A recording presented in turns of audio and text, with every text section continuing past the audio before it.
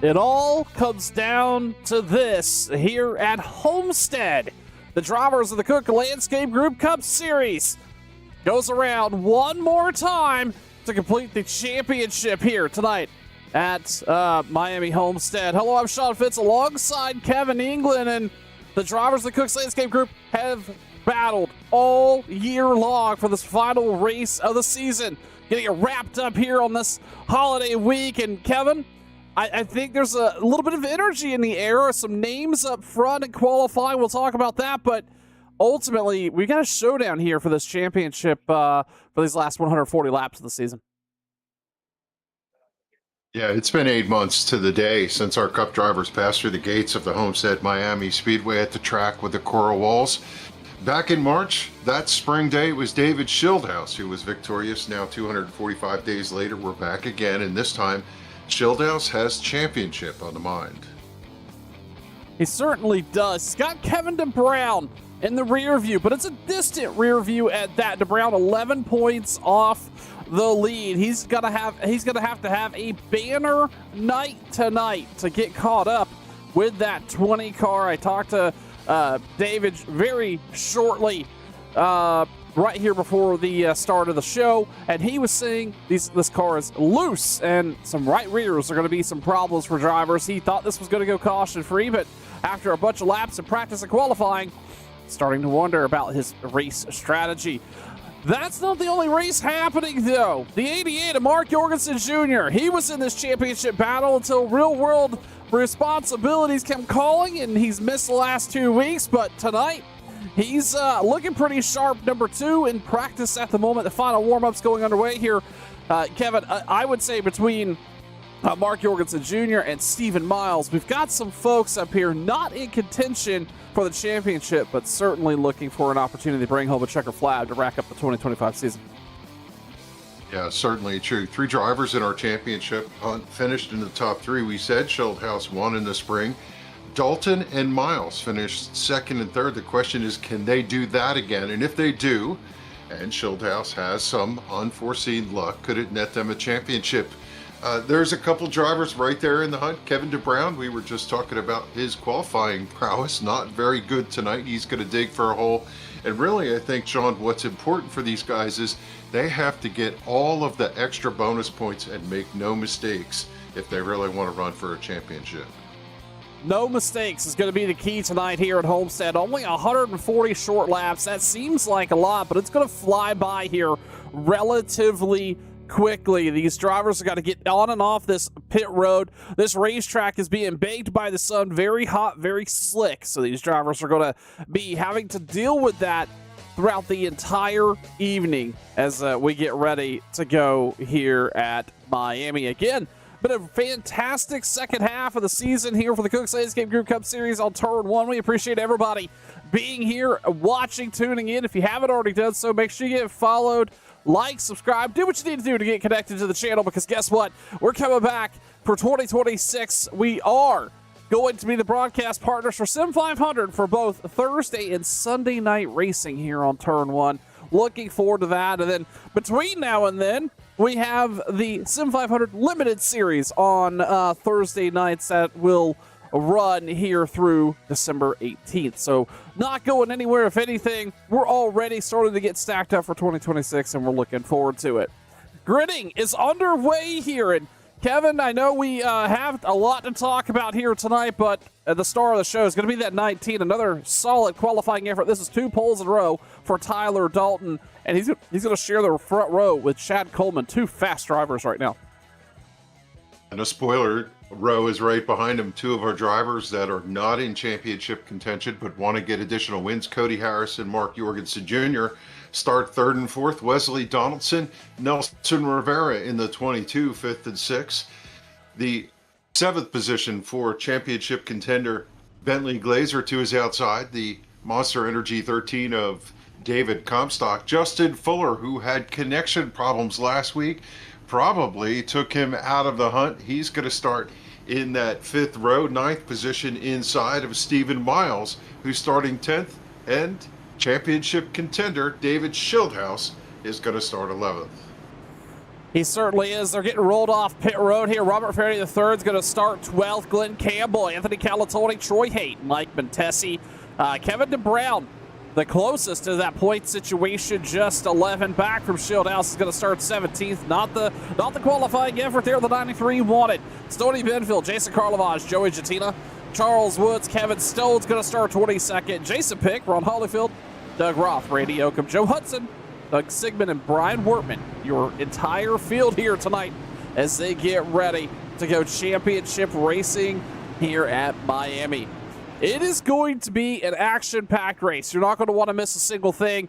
Do me a favor, in your chat, wherever you're watching, YouTube or Facebook, let me know who you're cheering on tonight. Who is your favorite to bring home this checkered flag?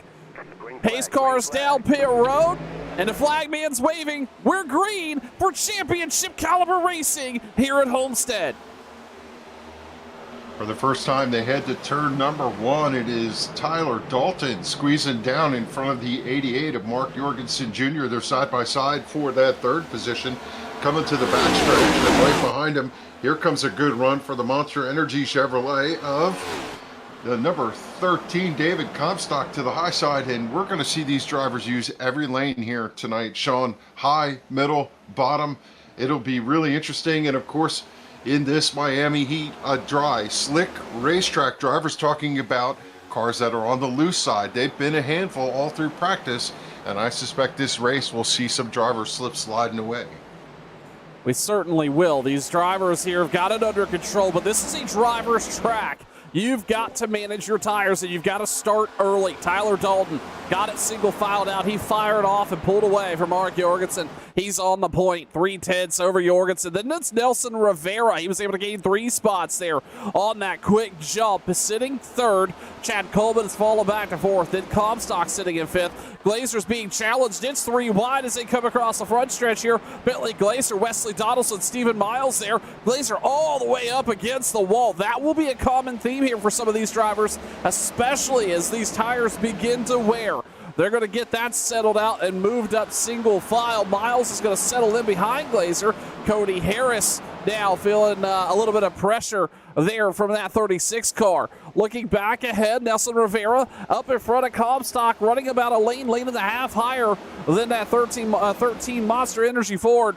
Chevrolet, but Rivera in a little bit of trouble. Here comes Comstock right to the bottom, and he's going to bring Cody Harris along for the ride. Stephen Miles and Justin Fuller all right there in the mix. This is a fight for that 5th place spot. Miles going to sweep down, make it 3 wide, going down the back straightaway. He's got a little bit of a draft. He goes underneath the 95 of Cody Harris. They're 3 wide through turn 3. Miles trying to get the car to rotate, turn, drive up off the corner as big sweep for the 36 to the outside, carries some momentum. He's going to draw alongside the 13 of David Comstock. And these drivers continue to fight for this position right there in the middle of the pack. That's Nelson Rivera. He has moved up nearly to that outside wall line, and it's 3 wide coming off of 2. There's not many opportunities. That's going to make it work or make it stick, but they're going to do it this time. That's Glazer, Harris, and Comstock. 3 wide, and here comes Justin Fuller in the mix. He is up 2 spots, and that Cook's Landscape 51. He is on the way forward here, trying to find himself some easy pickings with these drivers fighting. They're going to get it smoothed back out as Harris now dives to the bottom. More and more drivers now going to the high side, including Fuller. He is going to join him up there, and it looks like Stephen Miles is going to get a great toe. Stephen Miles gets loose, and several cars get involved. The caution is out. Kevin DeBrown gets checked up. He's got nose damage.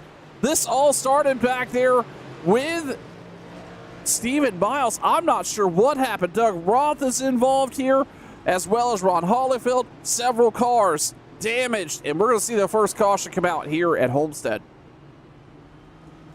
And obviously the biggest answer here is that what happened to the 93? We saw him get checked up. He had no place to go, went for a 360 and a little bit of damage to our 2nd place championship contender, and early troubles for championship drivers as the 24 just broke loose. They talked about how bad it was. He got plugged by the 13, and it was melee time on the backstretch right after that.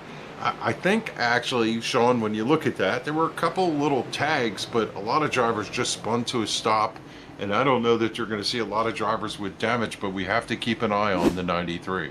We certainly do. We're going to take one more look here at DeBrown.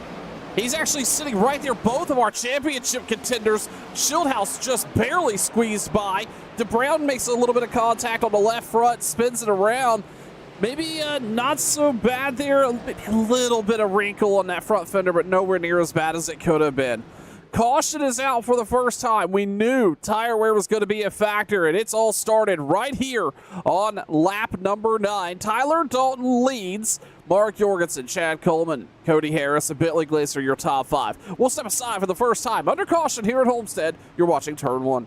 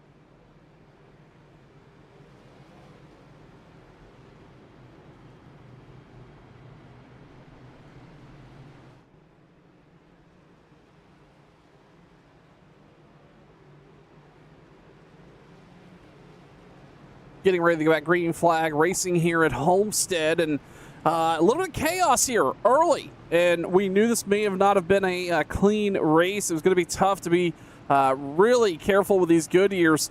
But one driver who was able to luck out here was the 60 of Jason Karlovash. Kevin, I think you got some details for us.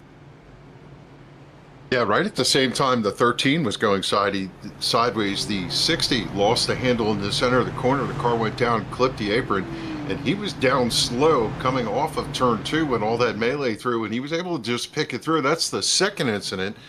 Earlier, about 4 or 5 laps earlier, saw the 44 of Glenn Campbell get loose, come up off of turn 4. Karlovash really had to check up to keep from running him over. 2 incidents for our championship contender in Jason Karlovash, and so far he continues to keep that car clean and green here as we get ready to go back to action here at Homestead. Mark Jorgensen Jr. on the outside, Tyler Dalton on the inside. Dalton, the control car here, got out front early. Let's see if he can get another restart. Coleman, Harris, Bentley Glacier, your top 5. Green flag back out for the pace car going down pit road. We're back racing here at Homestead. And Tyler Dalton right down to the bottom. Free and clear there, no trouble. Alongside Mark Jorgensen. Mark takes a wide on corner exit. Meanwhile, behind him, action is picking up. That is Cody Harris, Chad Coleman, Justin Fuller. Is rolling through the middle of this field. He's up 5 spots. He is going to join Bentley Glacier on that high side as they roll through 3 and 4.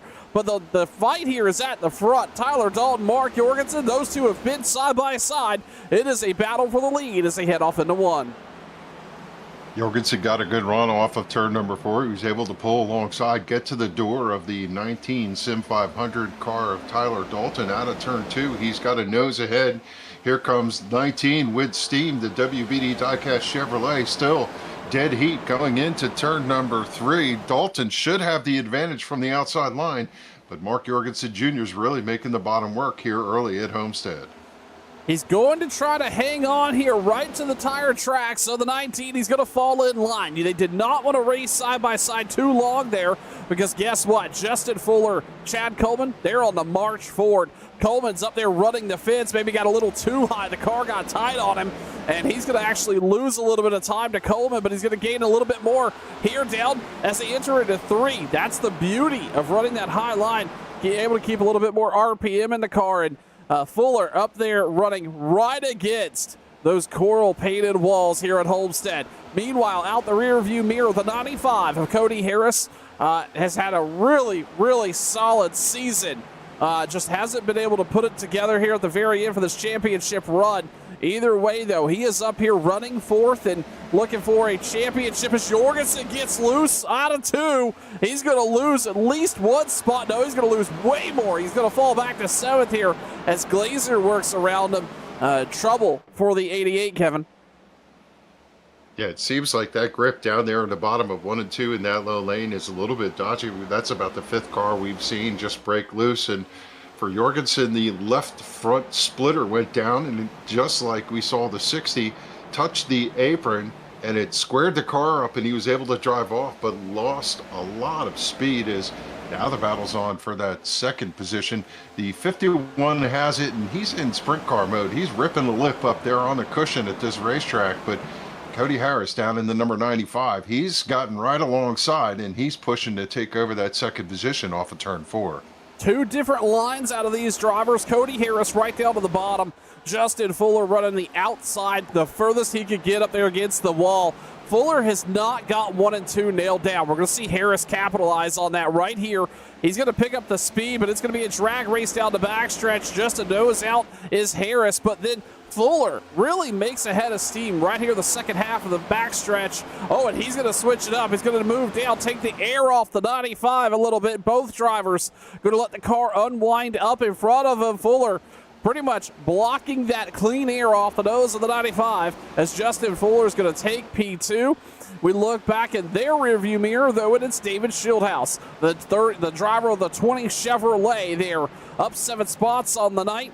Our championship contender. He's up front on the points by 11. He needs to come out of here with just a clean car. A top 10 finish and a good 9 in points is all he needs. But knowing David Shieldhouse, he is not going to be satisfied with that. He's going to need a really strong showing, and he is racing himself forward a little bit, up 7 spots, moving himself into that 4th place position. Back behind him, it's Chad Coleman, Bentley Glaser. Kevin, we've talked about it over the last couple weeks. This 36 car has really found some pace here towards the end, and maybe going to translate that into some knowledge as he looks ahead to 2026. Yeah, I think both of these drivers in this contest, the 36 of Bentley Glaser and the 38 of Chad Coleman, have found speed later in the season here, and it feels like the two of them have been logging top 10 runs consistently. For Glaser, we'll look to see what he can mount for the 2026 season. Is, to your point, he continues to rack up top 5s and top 10s. Right behind him, a good run for the 4 of Mike Montesi. That car, the Trans Service Camaro, coming through, and his Trans Service partner, Glenn Campbell, is also making his way through, running here in the top 10. And I saw the 93. Did he have a moment? He was running 10th, trying to recover from that early incident. Now he's back there in 11th and has lost a little bit of track position. Have to wonder if Kevin DeBrown had a moment that we missed. Yeah, very likely. Kevin did not come down pit road after that spin, and even if he didn't damage the tires, very well could have gotten them hot and then tried to hang on to this restart. The 48, that's Troy Hates, going to pressure DeBrown for that spot, and DeBrown, this is just not the way he wanted to see this night go. He needed to lead a lap here, or a few laps. He needed every extra point he possibly could, plus a really solid top 10, if not the win, to go up here and root David Shieldhouse from this top spot. But right now, as we go back up front, we got to fight for the lead, and guess who? That's the 51 of Justin Fuller alongside Tyler Dalton. Oh, up against the wall Fuller goes. Right up against the wall. He's going to maintain that lead, I believe, but man, that was a ride through 1 and 2. He took the lead and then immediately put it in the fence. The 95 is now going to battle the 19 right there on the bottom of 3 and 4. And, well, it looks like we're going to have a new full lap leader. That's the driver of the 51, Justin Fuller. I'm sure his radio chatter was like, ain't nothing but a thing. Here comes the 95. We got to get a sponsor on that car for next season. It's too fast to not have some attention on it. Cody Harris, he has been, he's got a good handful of wins here, led a bunch of laps throughout this entire season. Just needs to be able to put it together and have a little bit more luck go his way. But overall, that gray, I would call that gray, silver, gray, red 95 car certainly showing up and showing out here, running that P2 position. Yeah, kind of has an independent look to it. One car I haven't seen a lot of speed out of tonight, not sure if this just isn't his cup of tea, is Wesley Donaldson. He's running in the top 15 in the WBD diecast Chevrolet, number 91, running back there in that 13th position right behind Kevin DeBrown, and wondering if he's watching the tire situation for the 93, which did a 360. I'll tell you, Kevin probably would love to see a caution at this point. This seems like a good time for drivers to take tires if they can find a yellow flag. This is certainly the time where we are going to see drivers start to come and go, as they say. Best lap times. We look up front. Justin Fuller ran a 33.32. Well, last time by a 33.97. By the way, that was the fastest or equally fastest there in the top 10 last time by. So tires starting to fall off just a little bit as the laps wind down here. We wind into these 140. Working lap number 23. We spent about 4 laps under caution, so 19 racing laps on those Goodyears, and everybody's hunting for a little bit of pace. Justin Fuller is up against the wall. He's not giving up that line. Cody Harris right down to the very bottom. He is taking the short way around this Homestead Miami racetrack, trying to look for every advantage he could pick up. Last time by, he ran the 1/100th faster than the 51 of Justin Fuller in front of him. And if he can just do that every lap, he will eventually get by him. But that is a hard thing to ask for. This last time by, Fuller ran a 34.02. Cody Harris stepped it up, ran a 33.98. So he found a few more 100s to put down there in that 95. Looking a little further back, Tyler Dalton. He is settled into second or third place, rather. David Schildhouse settled into fourth. Then a bit of a gap, and it's Bentley Glacier, Chad Coleman. They're side by side, and then the 88's just waiting here, waiting and wait to pick up these positions. This is typical of Mark Jorgensen Jr. Running, good, decent qualifying effort, falling back a little bit, racing himself forward and being there at the very end. And this is a fairly tight, talented fight for this top 5 situation. Speaking of, we're going to have a battle for the lead.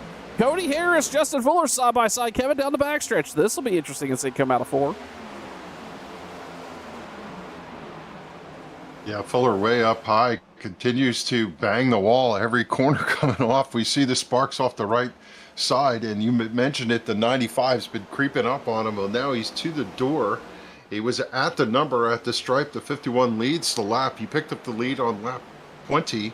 It is 7 laps out front for the number 51 Cook's Landscape Toyota, but the 95 is making headway here on the bottom. And I don't know if this is just simply a matter, Sean, of the shortest way around is the fastest way, as 95 has continually creeped up, and you have to wonder if a lap or two he's going to get that advantage and pull into P1. Yeah, we certainly could see that out of Cody Harris. This is peak Cody Harris. Those that have been watching Turn 1 for any amount of time, the name of Richard Lucky is appeared many a times from the OSR days. And, well, Cody Harris has a very Richard Lucky impression. A little more consistency out of him and being able to drive that right front just on the edge every lap, just scrubbing a little bit of grip every time, just enough.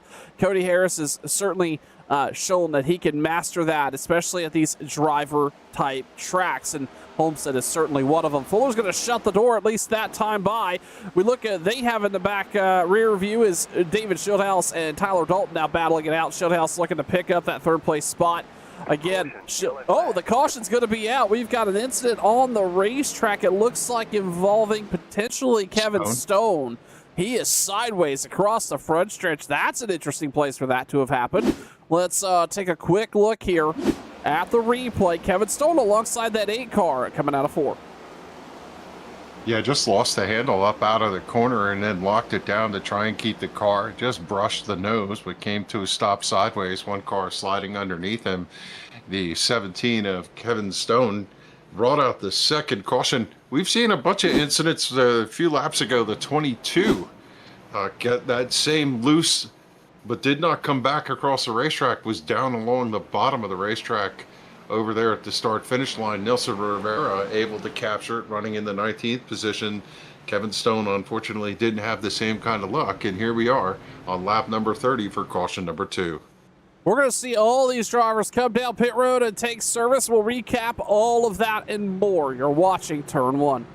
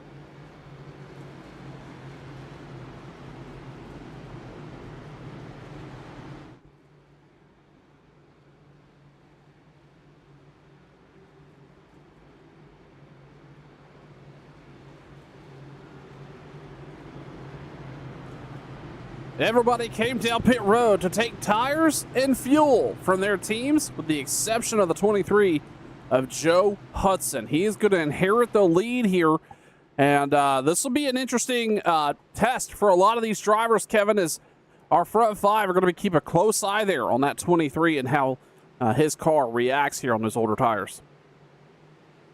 Yeah, and pit stop's not kind to a couple of these drivers. The 20 of David Schildhouse got out pretty well, and so did Cody Harris. Justin Fuller slips back a little bit as they go back to green. Now it's going to be a dogfight, everybody on even tires, and we'll see if that 88 car, which I suspect had really good short run speed, will be in this contest, as well, the 95 has come to the outside. We'll see that 23 drop, and now it should be game on entering turn 3. They head off into turn 3 here, getting up to speed. Fuller up against the fence. Cody Harris down on the bottom. Then it's Jorgensen and Schildhouse. Man, those two were tight right off the corner. That was Jorgensen on the right rear of Schildhouse, and he's going to get that spot almost as if Schildhouse waved him around there. The 88's going to move into that third place spot. Cody Harris riding the bottom there, right below the white line through 1 and 2. He's going to claim the lead here and take that front spot away, as Joe Hudson, by the way, has fallen all the way back to 17th. Unfortunately, those older tires not playing too kindly for Hudson. Meanwhile, out front, Harris firmly in the lead. 2/10 now over Fuller. Mark Jorgensen sitting third, as Cody Harris just set the fastest lap of the night at 33.08. Those temperatures coming up to, or those tires coming up to temp here at Homestead. We look back a little further. This is Tyler Dalton in a 38 of Chad Coleman, who is just kind of minding his P's and Q's. This is Chad Coleman in essence, is what we've learned about that 38 car. Quiet, steady, he's right there. And just has a presence. People want, he's around. That's all he needs to be. And right now, he's running in that 5th place spot. Sitting 3 spots off where he started, but nonetheless in the top 10. Jorgensen's going to pressure the 51 of Justin Fuller, and Kevin, that 88 car showing that short run speed here, trying to battle for the 2nd place position. Yeah, he had that little bit of a slip earlier on and had to recover. He's clawed his way back to the 3rd position, but he's had a fast car all night. Here he is battling for that 2nd position. I don't know if running down there is detrimental to your tires, like really holding it down. But for the 88, he has shown the speed all the way around the speedway. This is our 36th race of the season, and it makes me want to look back at a couple of the highlights. And I think I would say, just in reflection, the biggest surprise is Tommy Ryan winning the Chicagoland race in June. And I think we should recount a couple of those things shown as we go around here for our final run of the 2025 season. And one last thing to say here is this 20 car. I'm kind of interested in how much he plans to mix it up. If there's one word I think that's going to apply for the Splash and Go Graphics Chevrolet, it's proximity. He does not want to get tangled up in any mess. To win a battle is fine, but what he really wants to do is win the war, and he can't get involved in anybody else's problems. And for him, I would look for clear racetrack out front and out back. If anybody got alongside me, I would yield.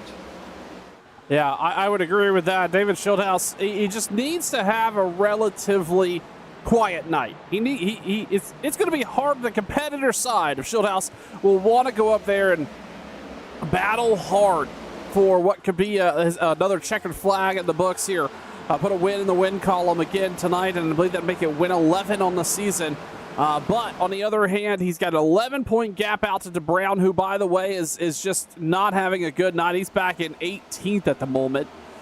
So either way, the 20 of Schildhouse just needs to have a very consistent, quiet night, out of trouble, out of sight, out of mind. And right now, he is actually going to go high, and he's going to let the 38 all but drive right around him there, and Schildhouse is going to fall back to 5th.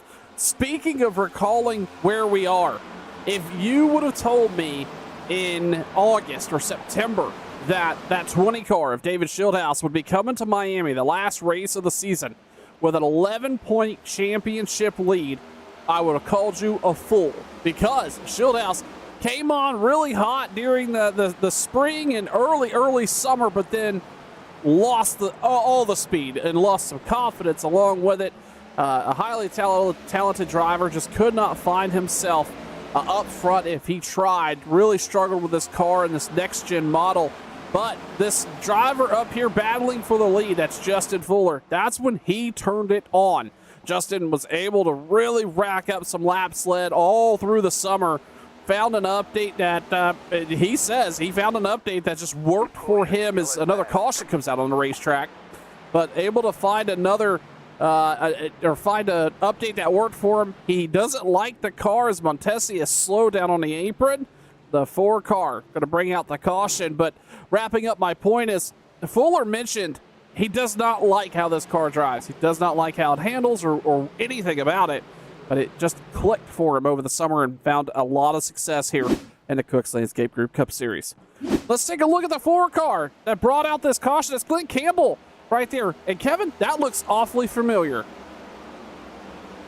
Yeah, Mike Montesi, he just, car broke loose, got down on the apron, and it almost looks like an exact replay of the 17, just a little bit lower on the racetrack from caution number 2 on lap 28. Mike Montesi around in the trend service number 4, and I would suspect he's going to take that car in for service. If you're a Ron Hollifield fan, a little bit of a problem for Ron. Looks like his connection dropped. He's back in the event, 7 laps down. He's returned in the Pennzoil number 25 to service here, and tough break for the 25, who was looking, I have to say, most improved driver for sure this season, and having a good run in that Pennzoil Ford, but he's just going to be riding around for the rest of the event, unfortunately. Justin Fuller is going to get him slowed up to get caught up here with the pace car. Now this could shake some pit strategy up. Everybody came down pit road lap 30, and we are working lap 43 coming to 44, so this could divide some of the drivers. It looks like the top 10 is going to stay out, but some of the others here just outside, and I was going to say Joey Jatina, Troy Hayde, and maybe Stephen Miles, a couple of those would elect to come down, but they will not. The Randy Yoakum, number 8 car, is going to be the first one down. He's going to bring Jason Pick, Joe Hudson, Doug Sigmund, Mike Montesi, Brian Wortman down pit road for service here, and this could actually work out to Joe Hudson's benefit, especially if the cautions play. Remember, he came down lap 7, but then then stayed out this last time through while everybody else came and got tires. He is going to come down into the attention of his crew now. I guess, Kevin, it all matters what happened there in the 23 pit when he came down on lap 7. If he accidentally took tires there, that may have thrown the whole strategy off. Either way, a little bit of a mix-up here under caution. Yeah, if he did play the strategy right, though, a couple late race cautions might play into his favor, and long run speed with fresh tires is certainly a factor here at this racetrack, and there's more than enough grooves to take advantage of cutting the bottom of the corner and making speed up off. So we'll keep an eye on Joe Hudson. Don't count him out, as the 51 is in the lead, and right behind him are drivers who would love to have it. And I have to say, one thing about this, 51 not going to be a factor in the championship due to how far back he is. The 95 is not a factor in the championship. The 23 led 1 lap. The only other driver who's led laps here tonight is the 19 of Tyler Dalton. He not only led a lap and got a point for that, but he also led 19 laps, the most of anybody so far. So he has 2 bonus points to his advantage. And, again, there's a lot of laps to go. Not sure how that's going to play out, but we're making sure we're keeping on top of the stats. Yeah, absolutely. This is not a for sure lock. David Shieldhouse has got just enough of a gap out front to be dangerous, but also can kind of play, stack the odds, as they would say. And he is certainly trying to do so. He's going to restart in that 5th place position, that 3rd row back. So we'll keep a close eye there on David Shieldhouse as they get ready to get back green flag racing. It's Fuller up front, Harris, Coleman, Jorgensen, and Dalton, your top 5. Glenn Campbell has had a nice night. He's 4 spots up on the night. He's going to restart 8th on that outside row 6. Row 4, rather. Can't count. Wesley Donaldson, Jason Karlovage, your top 10. Fuller needs to have a strong restart, and he's going to move up. He's going to select the high side here. Not surprising considering the lane he's been running. The pace car is going to duck down pit road, and we're going to come all the way down the front stretch. And that outside line gets checked up. Jorgensen goes around.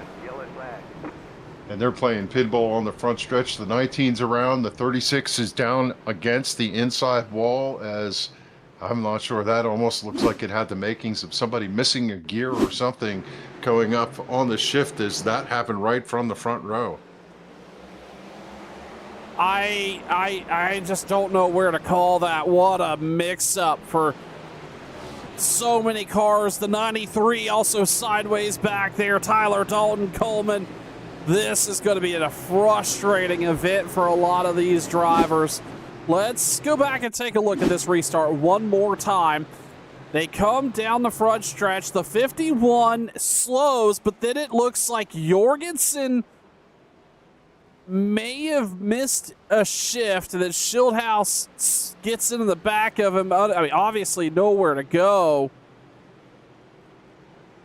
Kevin, this is just this is the nightmare that a lot of these drivers have. Let's pay close attention to that 20 car. Jorgensen right up against the bumper. The 95 had him checked up there pretty hard, it looks like, Kevin. You have to wonder if the 95 thought maybe the 51 was ahead and was just going to go slow through the restart zone to possibly draw a penalty for that 51. I'm totally speculating there, but it did seem like the 95 slow restart boxed everybody up, and then it was on from there. And unfortunately, a lot of those cars that were in the top 10 got involved in that, and the entire field got cross-checked on the front straightaway. And, well, as they say, eventually you're going to find some sort of incident that's going to change the complexion of the race, and David Schildhouse avoided that one. He just was in the right place at the right time to drive through it, and his championship hopes look a little bit better here. Yeah, this is kind of what you get when you run right there in the middle of that 5th through 15th place, and David narrowly avoiding disaster there, while the 93, the 19, and a couple others were not so lucky. Under caution here, once again at Homestead. We're going to step aside. You're watching Turn 1.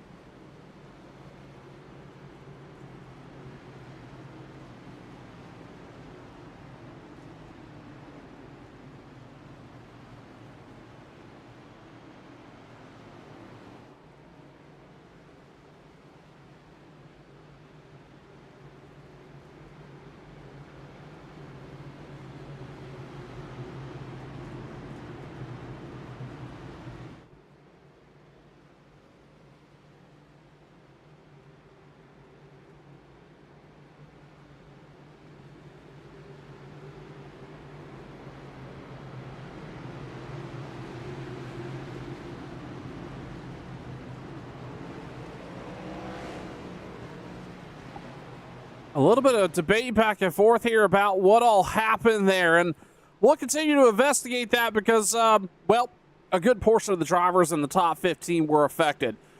Justin Fuller, Cody Harris, Glenn Campbell now your top 3. Schildhouse, Campbell your top 4. As they get back, green flag, racing the 95 again. Has trouble getting going on the inside. David Schildhouse makes contact with him. He's going to lose a spot or two. Here comes Brown on the outside. Two championship contenders battling side by side right here behind the 95 as they work out of turn number 2 to take lap number 50. Not even, or just past a third of the way through tonight's race, and there's excitement all over this Miami Homestead racetrack. Yeah, everybody kind of got their confidence shaken, but that opened the door for a couple drivers, including, well, look who's running in second, Glenn Campbell. He snuck through that, and the 44 Chevrolet is solidly in that second position, but under attack for the 95 of Cody Harris, who just drove by him like the 44 had a parachute now. The 93, though, is the story here. He's come to the top 5 for the first time tonight, and can he get himself a win in the season finale?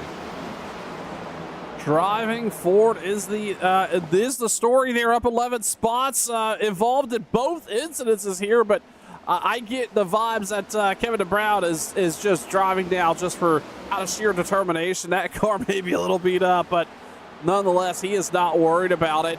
We look a little further back. It starts to get a little hectic back here. That's Tyler Dalton. No, they got another car in the wall. That's Glenn Campbell. Oh, no.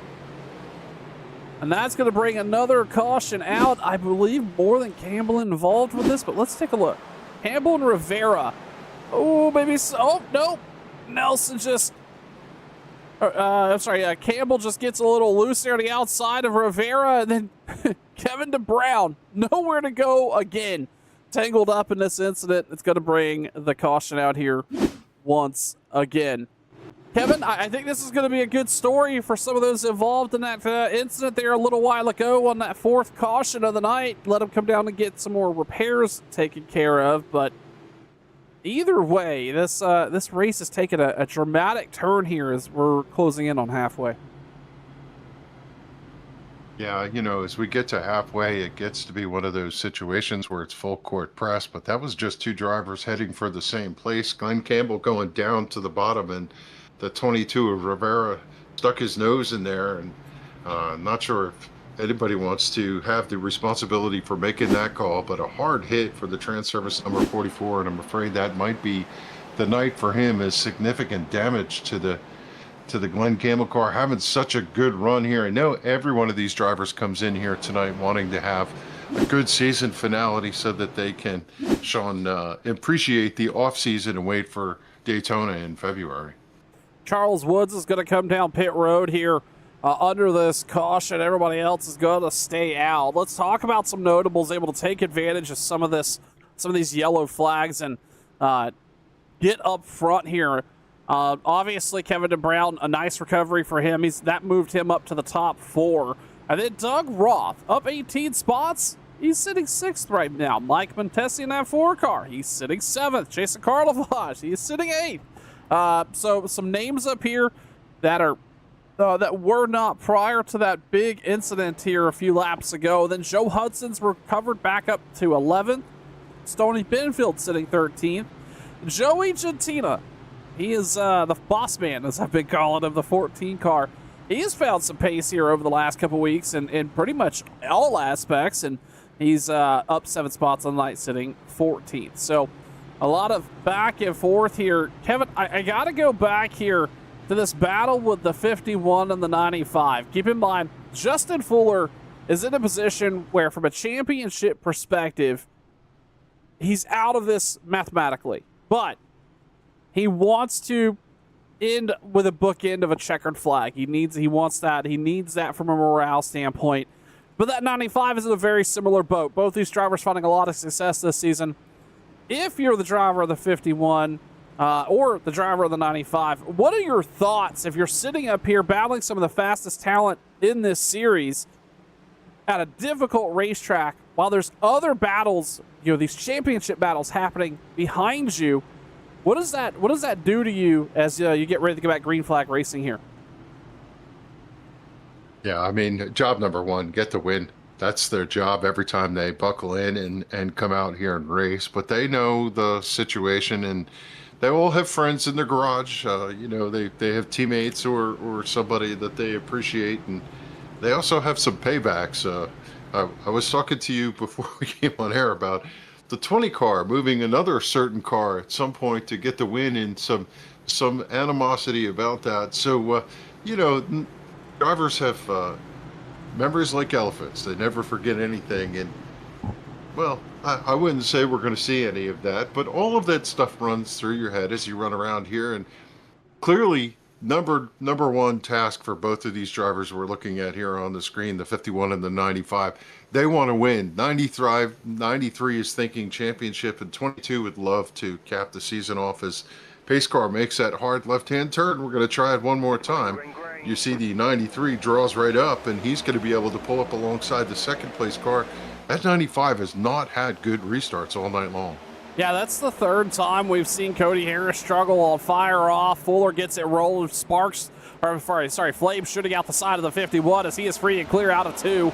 95 finally gets it wound up here coming down the backstretch. Then it's the 93 and the 93, and well, he's going to look down the outside of the 95. It's Nelson Rivera, David Schildhouse back there as well. Mike Montesi, Doug Roth as we're back green flag racing here at Homestead for the Cooks Landscape Group Cup Series on turn 1. We pan out just a little bit further. Tyler Dalton now starting to creep his way back up to the front. A pull for that 19 car here tonight and led some laps, but ultimately it's been tangled up here. I think got caught up in a couple of those incidents. So, a bit of a battle there in the 19 as we look a little further back. That was a 2 and 3 wide battle coming out of 2 as well. That's Schildhouse, Nelson Rivera, Kevin DeBrown. And action is picking up. That outside lane is starting to find some momentum. Here comes Chad Coleman, Stephen Miles on the outside. They're going to be blocked in a little bit. Doug Roth is going to move down. He's going to try to find that inside line. That's going to open the door for the 38 and the 24 to Ryan. Right up against that wall. And Kevin, we've got some folks moving forward. Yeah, that shot out of turn 4 just a moment ago looked like a fighter squadron coming up out of the corners. Drivers hunting for every part of the formation they can get to. Great runs here and a great recovery for the 4 car. In lap 41, that 41 got loose off of turn 4 and slid down to the inside. And with that incident on the front stretch, a great recover for Mike Montesi. He currently finds himself in the 4th position, and he's got a fast car here tonight. It must be a little bit of the slick from that silver. It gets him good in the draft. It's that light, no paint, no decals on that car, just straight buffing wheel going to it, giving it, finding a little bit more each and every lap. We look up front, and Cody Harris was able to get by Justin Fuller. There's been action all over the racetrack, but we do have a lead change. Cody Harris now, the 95, out front, free and clear over the 51. That's by 2/10. So David Schildhouse is sitting 3rd. Mike Montesi 4th, Nelson Rivera 5th, and business picks up right behind him. That's Chad Coleman, tip of the spear. Tyler Dalton to the bottom. He's got DeBrown and Miles up top, though, as they come side by side off of 3 and 4. DeBrown not giving an inch, and Miles going to squeeze by there. Coleman's pretty much does not want to look. Oh, we got cars getting tight everywhere.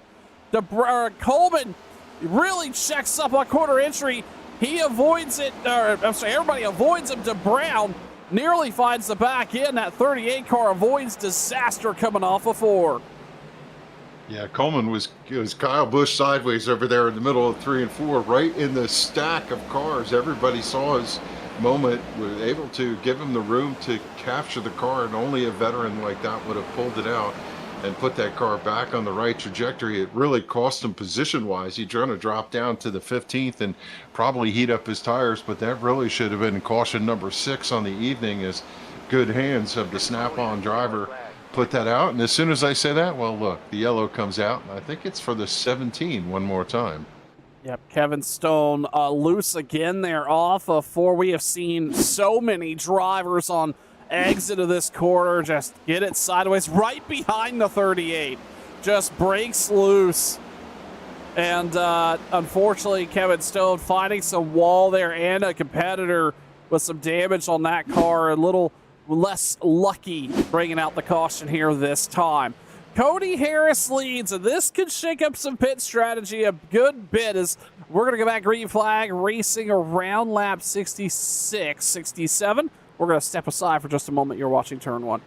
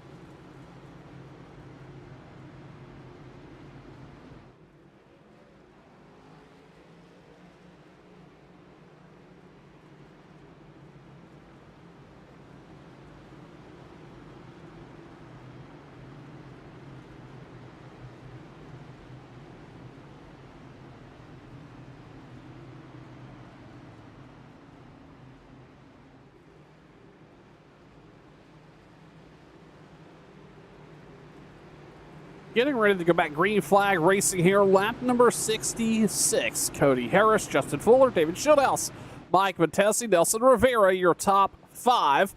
And we were just talking about not many drivers coming down pit road here, but the 93 did come down. He picked up 4 and a little bit of more repair on that 93 car, so we'll see how that all shakes out for him. Mix of strategies in the top 10. We've got some drivers that came down lap 30, some drivers that came down lap 43, drivers that came down lap 47. So varying degrees of tire strategy, just depending on what damage you had. But so far, these drivers in the top 3, they've stayed out of the drama. That's the 95, the 51, and the 20. And they get ready to go back. Green flag racing. Let's watch this 95 inside line. He's going to get a good restart here. And the green flag's back out. We're back racing at Miami. They're south to the point, right behind him. David Schildhouse trying to follow him to second, up again to the outside fence is the 51 of Justin Fuller. He'll get a good run off of turn number 4. Should be able to cover that second position. Schildhouse going to tuck in behind him. They're side by side for 4th. Yeah, Harris, Fuller continuing to find each other on the racetrack just a little bit. Fuller running right up against that outside wall. Not going anywhere. He's really found himself a home up there, that Cook's Landscape 51. Maybe a little bit of right side damage because we've noted it. He's bounced it off the walls a couple times, just like he's doing there. I would say almost a, that is almost a Ross Chastain style move there. Right up against the wall and using it to work himself around. We look a little further back, then it's David Schildhouse. He's comfortably riding in that 3rd place spot. He's not going to let Mike Matesi pressure him too much here. We've seen Schildhouse move over and let guys by, especially he knows when they're faster. We'll see how that all shakes out. Rivera and the 24, Stephen Miles, looking pretty good here. Miles, this is a nice recovery from him. He was involved in that big incident there on, I believe that was around lap 30 or so, that blocked pretty much the entire front stretch on the 24. Stephen Miles started back in the teens and worked his way back forward again, up 5 spots from his original qualifying effort here, running 5th. Taking a look a little further back, Tyler Dalton sitting back there. He's battling. That's David Comstock and Doug Roth. Another driver we've not mentioned anything about here tonight is Anthony Calatoni. As I see that, he gets loose on corner entry and everybody drives around there. Big hiccup. That is a commentator curse if I see one. That's Calatoni. He was running right there just outside the top 10. Oh, he's going to have to dodge there. Who was that? Is that Stoney Benfield? It is, but Calatoni's going to get loose on the corner there and slide back to 17th. And oh, we got another car sideways. That was Glenn Campbell. Nope, that was Robert Ferry III. Sideways, and that's going to bring the caution out. Kevin, there's action everywhere here tonight. Yeah, when they were talking about slipping and sliding in practice, it has carried through to the race here. This track is a handful for these drivers as it's, we're hearing up and down pit road, loose, loose, loose. The car just loses traction from the back end, and in these cars, when it gets out sideways, really difficult to catch the car. And what's funny is Calatoni was loose down on the bottom. Friary was loose coming off of turn 4 to the top. And I think that had a little something to do with him modulating the throttle a little bit to stay off of Stoney Benfield, who was loose in front of him. Robert Friary did scrape the front of the car on the fence coming down the front straightaway, but I think he'll be in for some considerable service on that number 2. Under caution here once again for the Cook's Landscape Group Championship race at Miami Homestead. You're watching Turn 1. Hello, I'm Sean Fitz alongside Kevin England. Glad you're with us here tonight as Cody Harris leads here with the palm trees in the background.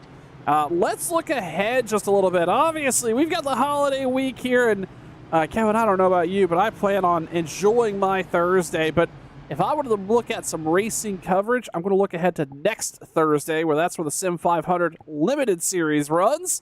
And you've been running in some of those races. That Xfinity car here, as we see some drivers come down pit road. What is your take in that series as a 2,800 I-rating cap and a lot of different drivers up front putting on some fast shows with that Limited Series? Yeah, I tell you, the vibe is just relaxed. Everybody's having a lot of fun. The cars are fun to race, and the competition has been pretty even. And you do come out and have a shot at getting a win or a decent finish. And there's a lot of pressure here on the Monday night series to perform. You're racing against the best of the best, but in this, it's like the casual softball game, and you get to come out and race. It's free for everybody, and I've been trying to pick up a race here and there. Can't say anything about my results, but I'm just having a total blast. And I think as I look around the garage at the other drivers participating, we're having a great time. Thursday nights, just sign in, slap on the helmet, and off you go. Yeah, I think a lot of drivers have certainly felt that. Just jump in and roll, and some finding a lot of success here in the Sim 500 group. So don't hesitate. If you're interested in joining a little bit more of a relaxed but competitive and fun group, head on over to sim500.com for more information and check out the Sim 500 Limited Series. They do have about 3 to 4 races left here, running all the way to December 18th, every Thursday night, 8:30 Eastern on Turn 1. We've had a little bit of, we'll call it, chicanery going on at the front and pit road. David Shieldhouse stayed out. Mike Montesi stayed out. He was joined by Stephen Miles, Nelson Rivera, Joe Hudson. Meanwhile, drivers like Justin Fuller, who's coming back down, this may be maybe a splash of fuel for Fuller. Not sure that move. Cody Harris came down pit road. Chad Coleman also come down pit road. So we're starting to see a little bit of strategy here at play. And Kevin, if you're the championship contender, that 20 car, you're staying out here. You've got some fast guys right there in and around you. Is this a move to keep a set of tires? What does this do to you from a strategy standpoint, especially knowing you just got to stay out of trouble here? Yeah, I mean, I think he's got a fast enough car. He's got enough cars with old tires and behind him to be the buffer. And from that standpoint, it seems like the restarts or a couple laps in have been the Achilles heel to this field. And if you could stay out in front of it, that's a better way to be. For Justin Fuller, he's got one thing on his mind, win. So from a pit strategy standpoint, he feels like it's time to get some tires and get himself some track position. And the 95 followed him through. And, well, we'll see if the 20 can keep everyone at bay. It'll be interesting to see what happens if we have a long green flag run, but that has not been the pattern so far. Yeah, we had that good fire off there early, but since then, it has been a little bit more caution heavy as they come out onto these handling characteristics. These cars continue to change. The track certainly tried to change as well. Shieldhouse out front. Mike Montesi, Nelson Rivera side by side. Then it's Stephen Miles, Joe Hudson. He's up in the mix here. Remember, he was off strategy there quite a bit. Now, he's parlayed that into a 5th place run right now. Tyler Dalton's in the mix. Troy Haight, Kevin DeBrown, Joey Gentina, David Comstock, all your top 10 drivers. Here's Comstock goes way high out of 1 and 2. And Kevin, action is still pretty picked up here as they come down the backstretch off into 3.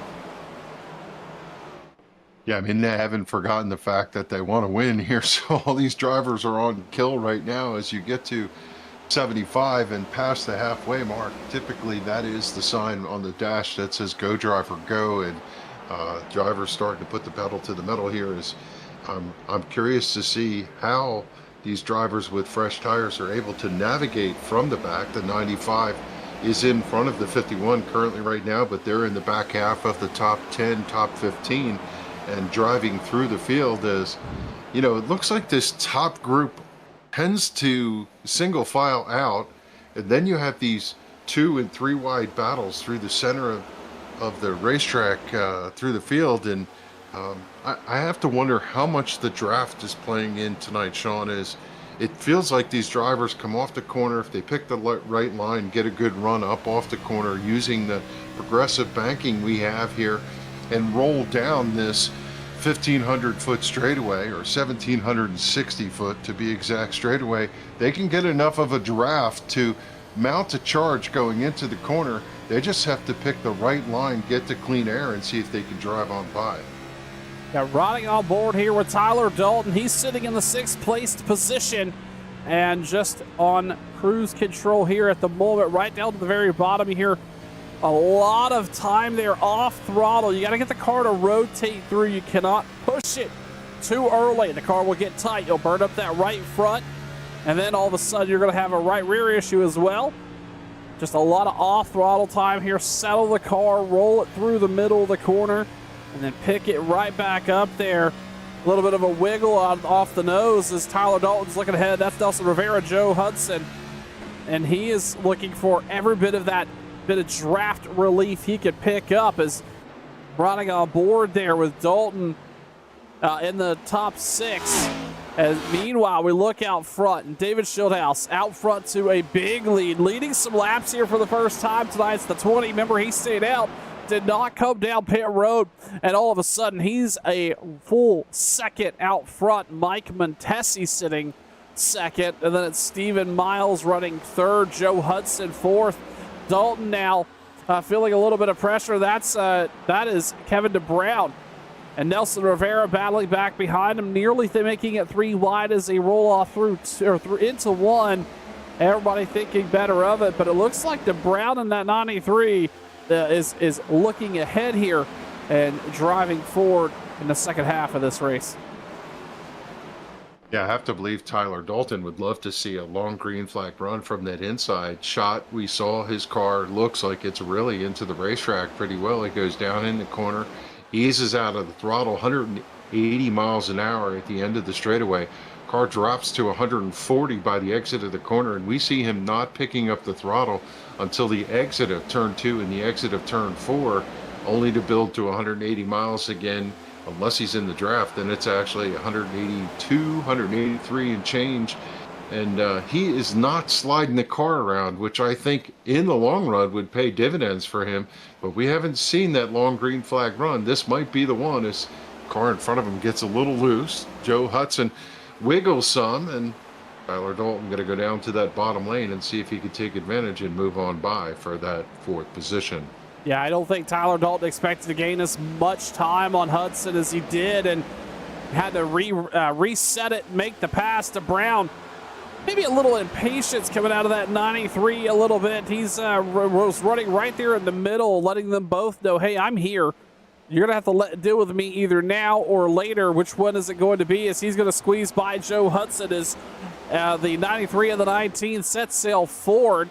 Stephen Miles is not having a bad night himself in that 24 car. I think he has found a couple of these incidences under caution as well, but up to that 3rd place spot and starting to pressure Mike Montesi. He has caught up with that driver, and he is going to look to the inside as they drive off into 3. The 4 car of Mike Montesi. Again, not a bad night for that driver as he is going to fall back a spot, and ultimately a top 5 here out of Miami would be a really, really solid finish for Mike Montesi as Stephen Miles is going to squeeze by him.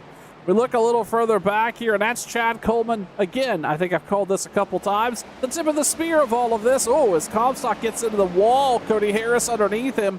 And that is interesting, Kevin. We talked about what this could look like for the guys that came down pit road. Harris, Fuller, all elected to come down pit road this last caution. But they've not fired off as strong as I had expected them to, running 9th and 11th respectively. I don't know if this is a byproduct of the traffic they were around or what's going on. Maybe a little bit of conservation happening here to keep the tires underneath them. Either way, the 95 and the 51 here still just right inside or right around the top 10. Yeah, slowly but surely, I guess, is the way to win the battle here. We're seeing the 95 did break into the top 10, but with this racetrack, when the cars get strung out, it's a long road to get to the car in front of you, then move along and get past them. And when you have long green flag runs, it's not like you're on top of the 3rd, 4th, 5th position and you're going to drive right on by them. You got to go by one and then muster your time and go by the next. I don't see that 95 wiggling that much, which means he's down in the racetrack and able to pick up the throttle probably a little bit earlier than everybody else. And in this draft going down the back straightaway right now, he's got 3 cars in his sights, and if he can make quick work of this, he'll find himself in the top 5 pretty quickly. one thing to note here is these drivers that we were just talking about, Cody Harris, he is over 2.5 seconds behind our leader, David Schildhouse. So not only do you have to work your way through this traffic, which, by the way, at the moment is mostly 2/3 blocked in front of the 95 of Cody Harris and Justin Fuller. Now, whoa! Fuller has to take it hard left. Cody was coming down, and Fuller had to go down there to save that car. What an incredible move by the 51 to prevent incident here at Homestead, as that would have brought out another caution, and Fuller no worse for wear here and avoided the back bumper of that 95. They're going to go back down here into turn 1, and man, Fuller sends it on the inside there, looking just underneath that left rear quarter panel as they work around Mike Montesi. Man, Mike nearly getting into the right rear of Fuller again there. Fuller having a big moment off of 1 and 2 as they negotiate their way through this traffic. We go back up front, and David Schildhouse. Kevin, I think we have a little bit of maybe some strategy at play, because we saw Schildhouse fire off here pretty strong, but now Schildhouse, actually, I take that back. I just look at the pit stop sequence here, but Schildhouse, that gap back to Stephen Miles is only 0.7 of a second, and Tyler Dalton is within a second of that 20 car. But keep in mind, David Schildhouse has not been down pit road since lap number 30. Yeah, David Schildhouse doing David Schildhouse kind of things. He got out front, got into clean air. You have to wonder if this race he was just kind of on cruise control, waiting to see if he can get that track position. Now that he's up front, sitting comfortably about 10 car lengths up, and wondering where the 95 and the 51 are coming. One thing to note on that shot that we saw for the 51, I saw his car push the nose a little up off the corner, get under the 95, and then scoot under. And the two of them have been kind of like oil and water all season, the 51 and the 95, not appreciating each other's driving styles occasionally here and there, but Fuller's car looks absolutely loose on the bottom. Remember, this whole race, he's been banging it off the boards, and for whatever reason, this run, it looks like he's been content to be on the bottom, and every time, unlike the 95 that we saw, or some of the other cars, the 19, that 51 looks really nervous on the bottom. I would hope that somebody from the crew chief of the 51 car gives him the shout and tells him to go to the top. Just as I say that, look where he goes, right to the top line. Yeah, Justin Fuller right to that high line there up against the wall. It's where he's been most of the night, and has found himself up to that 9th place spot. Only Chad Coleman separate that 51 and that 95, but Coleman, again, also kind of on a different tire strategy, about 10 laps older tires here versus the two cars on either end of him here. So this will likely materialize quickly, that pass, and there it is, the 51 alongside the 38 there for that 8th place spot. We look up a little further here, and Kevin DeBrown, he's not out of this, obviously, right? We've talked about his situation a couple times. He's really got to go up there and win tonight to have an opportunity to win this championship, and he's been involved in some incidences. We've seen him sideways twice across the front stretch, but a nice recovery up here, now challenging Stephen Miles for that 3rd place spot. Yeah, I mean, both of these cars in our screen have seen significant problems tonight. It's the 24 careens off the wall. That's going to give the 93 the position, but Stephen Miles is putting in a good effort as the season comes to a close, and he too wants to see a victory here. And look, I have to say, we've kind of missed this 19 car sitting in that 2nd position. He was mired back in the second half of the top 10 for the middle of the race, and Tyler Dalton loves this racetrack. I think every time you see him hop into the car and look at him put the helmet on, he's got a big smile. This is Tyler's place, and I would not be surprised if in the long run, we talked about how good his car is, if he could get up there and give this 20 a little bit of a challenge. Sitting right there on lap times with David Schildhouse, a 33.89 to Dalton's last time, a 33.91. So nothing too drastically different in lap times. These two only sitting 7/10 from one another. Tyler Dalton came down pit road earlier than David Schildhouse, but that's just a testament to those tires and the cautions falling the 20 cars' way. Again, not down pit road since lap 30, but one thing he does not want to see is a longer green flag run here, I don't think. I think that would put him in a position where he's going to have to come down early, and while everybody else cannot make it the whole way without stopping, I don't know how this would look from Schildhouse's perspective. He's going to have to stay out here till, well, he can pit any time now and make it the rest of the way, but this is going to require pretty much it staying green. I'm going to contradict myself in the statement I made 20 seconds ago and say that David Schildhouse does not want to see another caution here tonight for the strategy to work in his favor. Tyler Dalton, again, like I mentioned, sitting P2. Kevin DeBrown, Stephen Miles, Justin Fuller, your top 5. We look back a little further here, and things have started to smooth out. It was picking up a little while ago, but things have calmed and cooled off just a little bit. Justin Fuller has gotten away from Cody Harris a little bit, got around Nelson Rivera and move up into that 5th place spot now. And Fuller setting some of the fastest lap times here in the top 10. He's going to come back by the stripe here. We'll get another snapshot of that lap time. Looks like he's going to run a 33.81 while pretty much everybody around him ran 33 9s and 34 0s. The only driver really immediately around him with that same 8 would have been Nelson Rivera running right in the tire tracks. And, well, Justin Fuller is still looking for a checkered flag to bring home here tonight as well out of Homestead for the Cooks Landscape Group Cup Series on Turn 1. Look back a little further. You're not missing anything else in the field. Everybody is mostly, as Kevin would mention, conveyor belted out here in Miami as the shade is starting to consume a little bit of Turn 1 and 2, and that's going to make the visibility factor down the front stretch even maybe a potential factor as they head off into 1, but not a factor right now for David Schildhouse is that 19 car. He's maintained that 0.7 of a second gap up front. And Kevin, it looks like that 20 is just in cruise control right now on those older tires. Again, the oldest tires here in the top 5. The only other driver on the same tires is Nelson Rivera on the 22. Yeah, right now, the biggest problem for David Schildhouse is the fact that when he goes to pit road, if there would be a caution, he would have to be careful not to lose a lap to his competition. But at this point, he's had control of the race. But the other 2 behind him are starting to run him down a little bit. And I have to say, the 51 car was probably 30 car lengths behind the 95 at one juncture. And I don't know if his crew chief heard us, but he went to the high side and just started cracking off the laps. And now he's on the back bumper of that number 24 looking for 4th.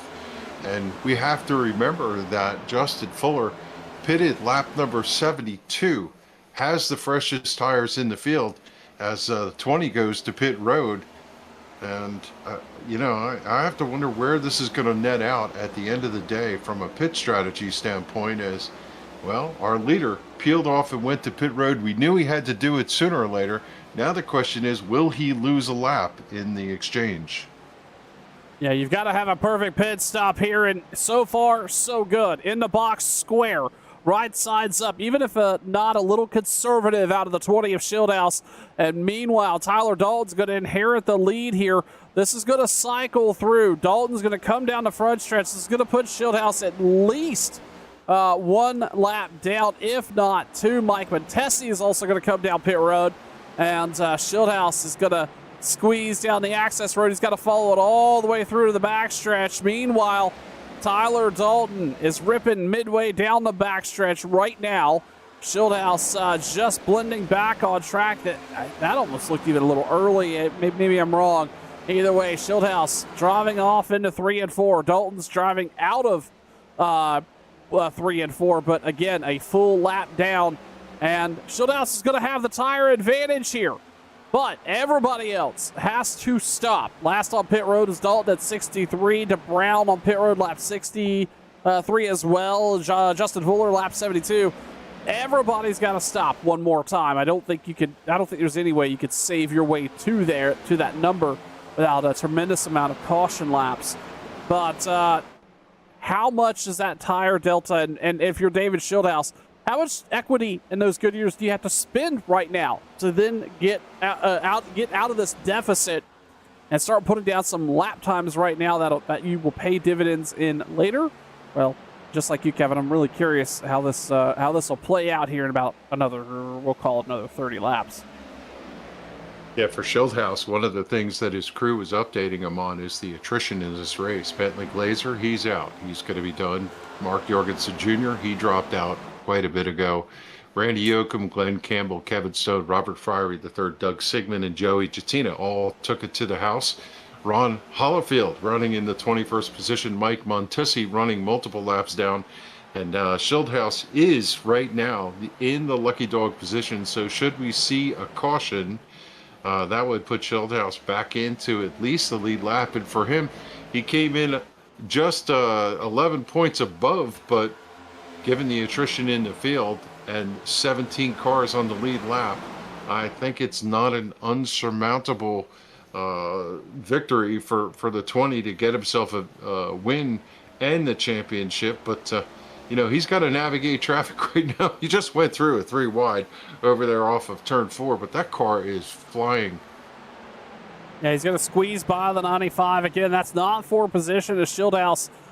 He wants to make these passes quickly and effectively, because right now, if the race were to end at this very moment, we would see Kevin DeBrown crowned your champion, and Schildhouse does not want to see that, as he's going to squeeze by Justin Fuller and work himself through this top 5 group. He's still, he's still got some time to get caught up with Tyler Dalton, but it is going to be a bit of a work effort here. Now, Kevin, let's look at the other side of the coin for a second. These leaders know that Schildhouse came down pit road. Maybe you're Justin Fuller. You know you've got to stop, but you don't know when the best time is going to be to do it. You came down pit road lap 72. You're probably about 10, 15 laps short on fuel, so you got to come. When do you pull the trigger? And is any part of you want to do it now so you can be on equal tires with Schildhouse, or do you wait a little bit longer, get closer to the end of this, and then hope you can run them down? Yeah, I mean, wearing a crew chief hat, there's 2 factors that you usually consider. How fast you'll be if you split the difference and run half the run on semi-worn tires and the other half on brand new ones. Or do you make better time going to pit road as late as possible and taking the smallest amount of fuel? I think a lot of drivers are going to opt, just like the 93 did, to split the difference, because I believe speed on fresh tires trumps time spent on pit road for fuel. And we see the WBD diecast number 93 of Kevin DeBrown going in. What these drivers need to do here, of course, is not make a mistake on pit road. That was one of the things I was watching for the Splash and Go graphics number 20 of Schildhouse, is did he incur any penalties? And the good news for him is he didn't. He's about 18 car lengths back from your leader here, Tyler Dalton, to get himself on the lead lap. And we see the 93 finish his service, and the 24 of Stephen Miles, along with some others, the 13 and the 75, going for their final pit stops. Yep, green flag pit stops underway here for the Cooks Landscape Group Cup Series. On turn 1, Tyler Dalton leads Chad Coleman, Cody Harris. They started 1, 2, 3, and they're running 1, 2, 3 right now. And back to Kevin DeBrown. He's going to blend back on track 1 spot short here at about 5 seconds behind David Schildhouse.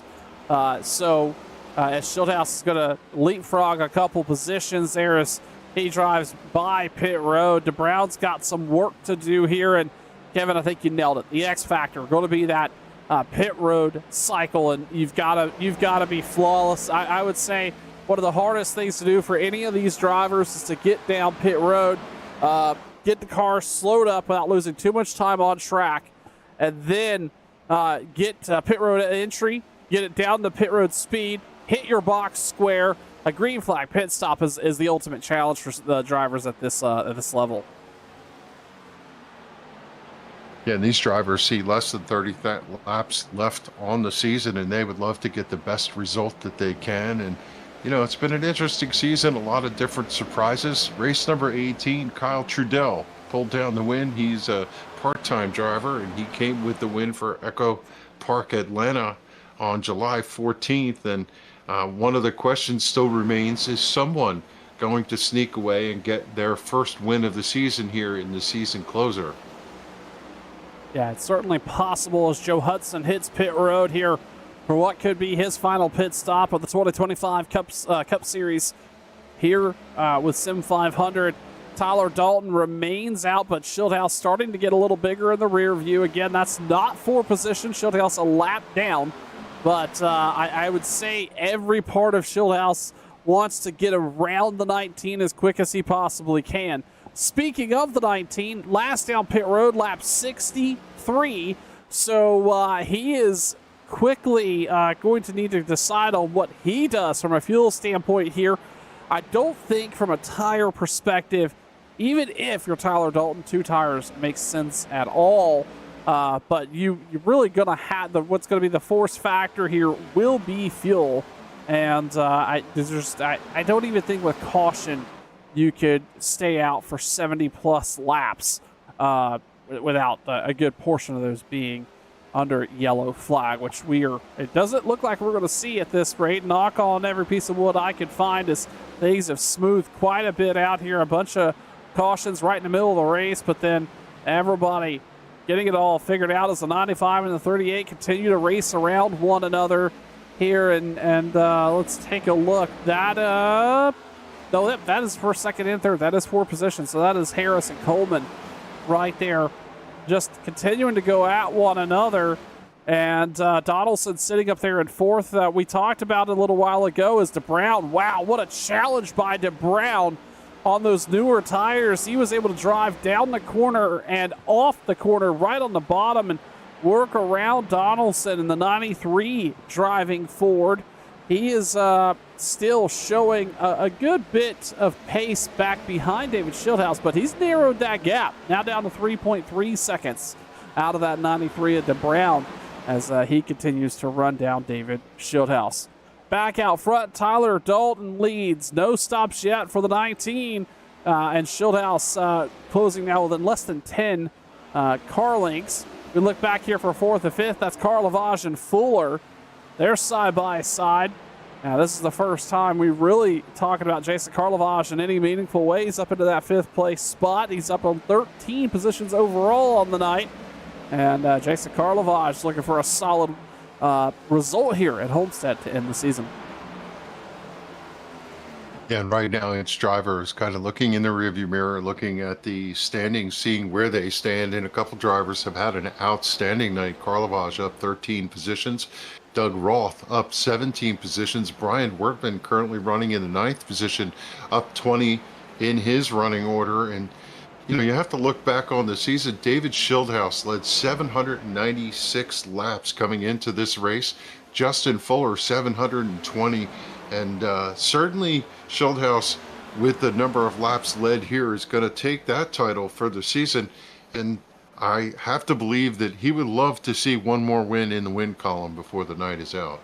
Yeah, I don't think that's far from accurate, Kevin, as we see Tyler Dalton. He's going to make pit road one more time. Again, final stops underway for the Cooks Landscape Group Cup Series here on Turn 1 for the 2025 Cup Series. And Dalton is going to give up the lead and come down pit road. Another really solid entry. He gets it slowed up there and a little short in the box, and the right side's going on that car. Cody Harris is going to pick up the lead. Cody has about 10 lap fresher tires on that 95, so he can probably afford to go just a little bit longer here. The 95 up front most of the night here tonight. Had some trouble with some restarts and ultimately just not getting rolling as well, especially running that P2 position. But when he took the lead and was able to control the restarts, really put the hammer down and looking to book in his season with a checkered flag. That 91, Kevin, we talked about it earlier. We had not talked about Wesley Donaldson. He was back there running, I think, something like 14th and now found himself into that second place position here with another pit stop to go before the end of the night. And with these laps starting to wind down, not a bad recovery for the 91. I just have to wonder, we've not talked about fuel savings at all. Is it possible that Cody Harris can get to the victory here? Is it possible that he could run 69 laps and get the win? Is Wesley Donaldson and Jason Karlovaz, Justin Fuller, Doug Roth, all who had pitted around that 70-lap mark in the catbird seat here? Hard to say. One thing that did happen with the 19 went to pit road. David Schildhouse moved into that 9th position in the standings, and right now he's just on cruise control. He's got Kevin DeBrown right behind him in 10th, but if nothing changes, Schildhouse is going to lock down the crown. Yeah, all he has to do here is just run what he's got, stay right where he is, and he will be just fine and bring home the championship. But knowing, even if some of these drivers do not come down pit road, obviously these lap times will fall off as Fuller is slow. What is going on with Justin Fuller? With the 23. And the caution's out. What happened here that's going to bring this out? And Joe Hudson also showing a bit of a moment. I have to wonder if Joe was the cause of the caution. Just car broke loose up off of turn 2. Went down, hit the inside wall.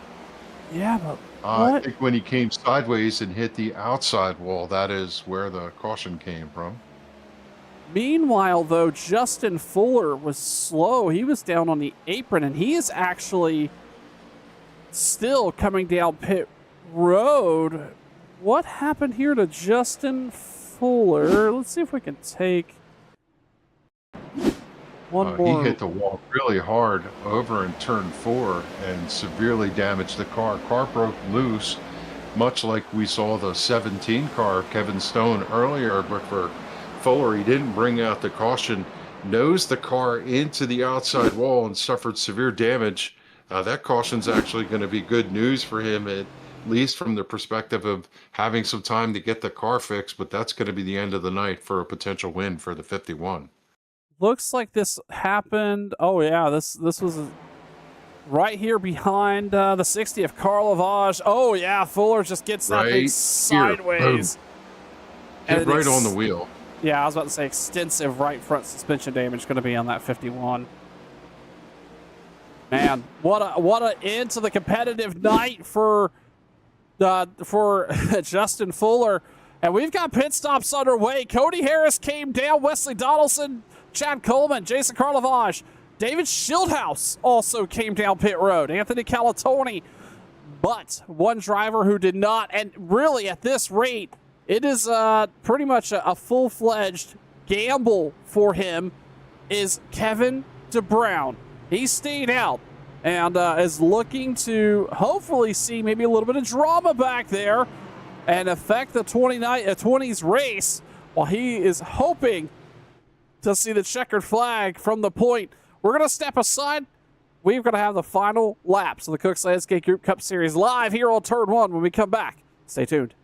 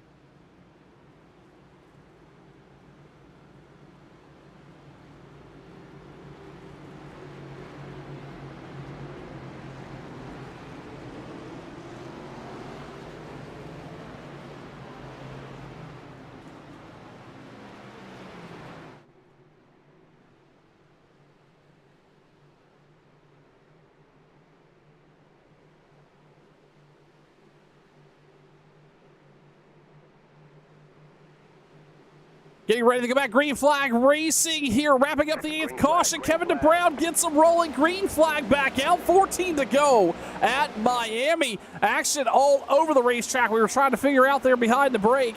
Kevin DeBrown gets free and clear. Chad Coleman, Wesley Donaldson, Jason Karlovash.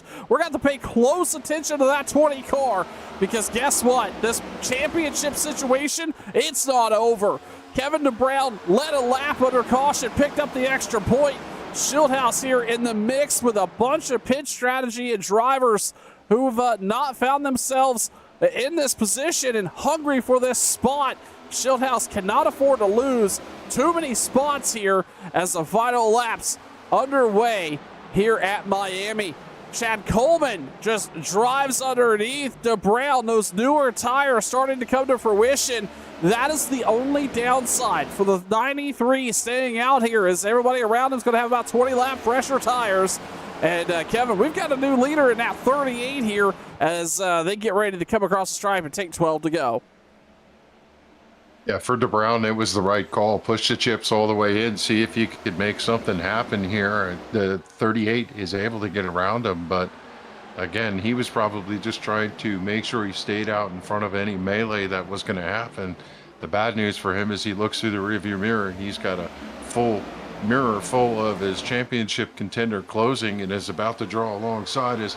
I think the biggest loser in that exchange was the 19 of Tyler Dalton. He didn't want to see that caution come out. He's mired back there in the 11th position. I thought he had the right strategy to make a play at the end. He's battling with the 24 of Stephen Miles. And everybody in this stack all has fresh tires to get to the finish. We've got 11 to go here in the season closer at Homestead. Down into 1 and 2. Schildhouse right off the rear view of DeBrown. It's going to be a drag race down the front stretch. Jason Karlovash set the fastest lap of the night right there in front of him, 32.92. And that 60 car finding pace here at the very end, sitting in third. Meanwhile, DeBrown and the 20 of Schildhouse, a championship battle side by side here as they run off of 4. Schildhouse is going to have the grip here, and now Kevin started to see those championship hopes really fade away as everybody starts to spread out quite a bit, and DeBrown just hanging on for dear life right there on the very bottom of the racetrack. He did not want to let that spot go. Ultimately, Schildhouse is going to be able to drive around the outside as they drive off into 3 here, as we are going to come across the stripe and take 9 laps remaining. 3 top 3 drivers we've not seen up here all night. That's Chad Coleman. He's out front, 6/10 now, over Wesley Donaldson in the 91. And then it's Jason Karlovash sitting P3 right now and having a banner night in that 60 car, up 15 spots.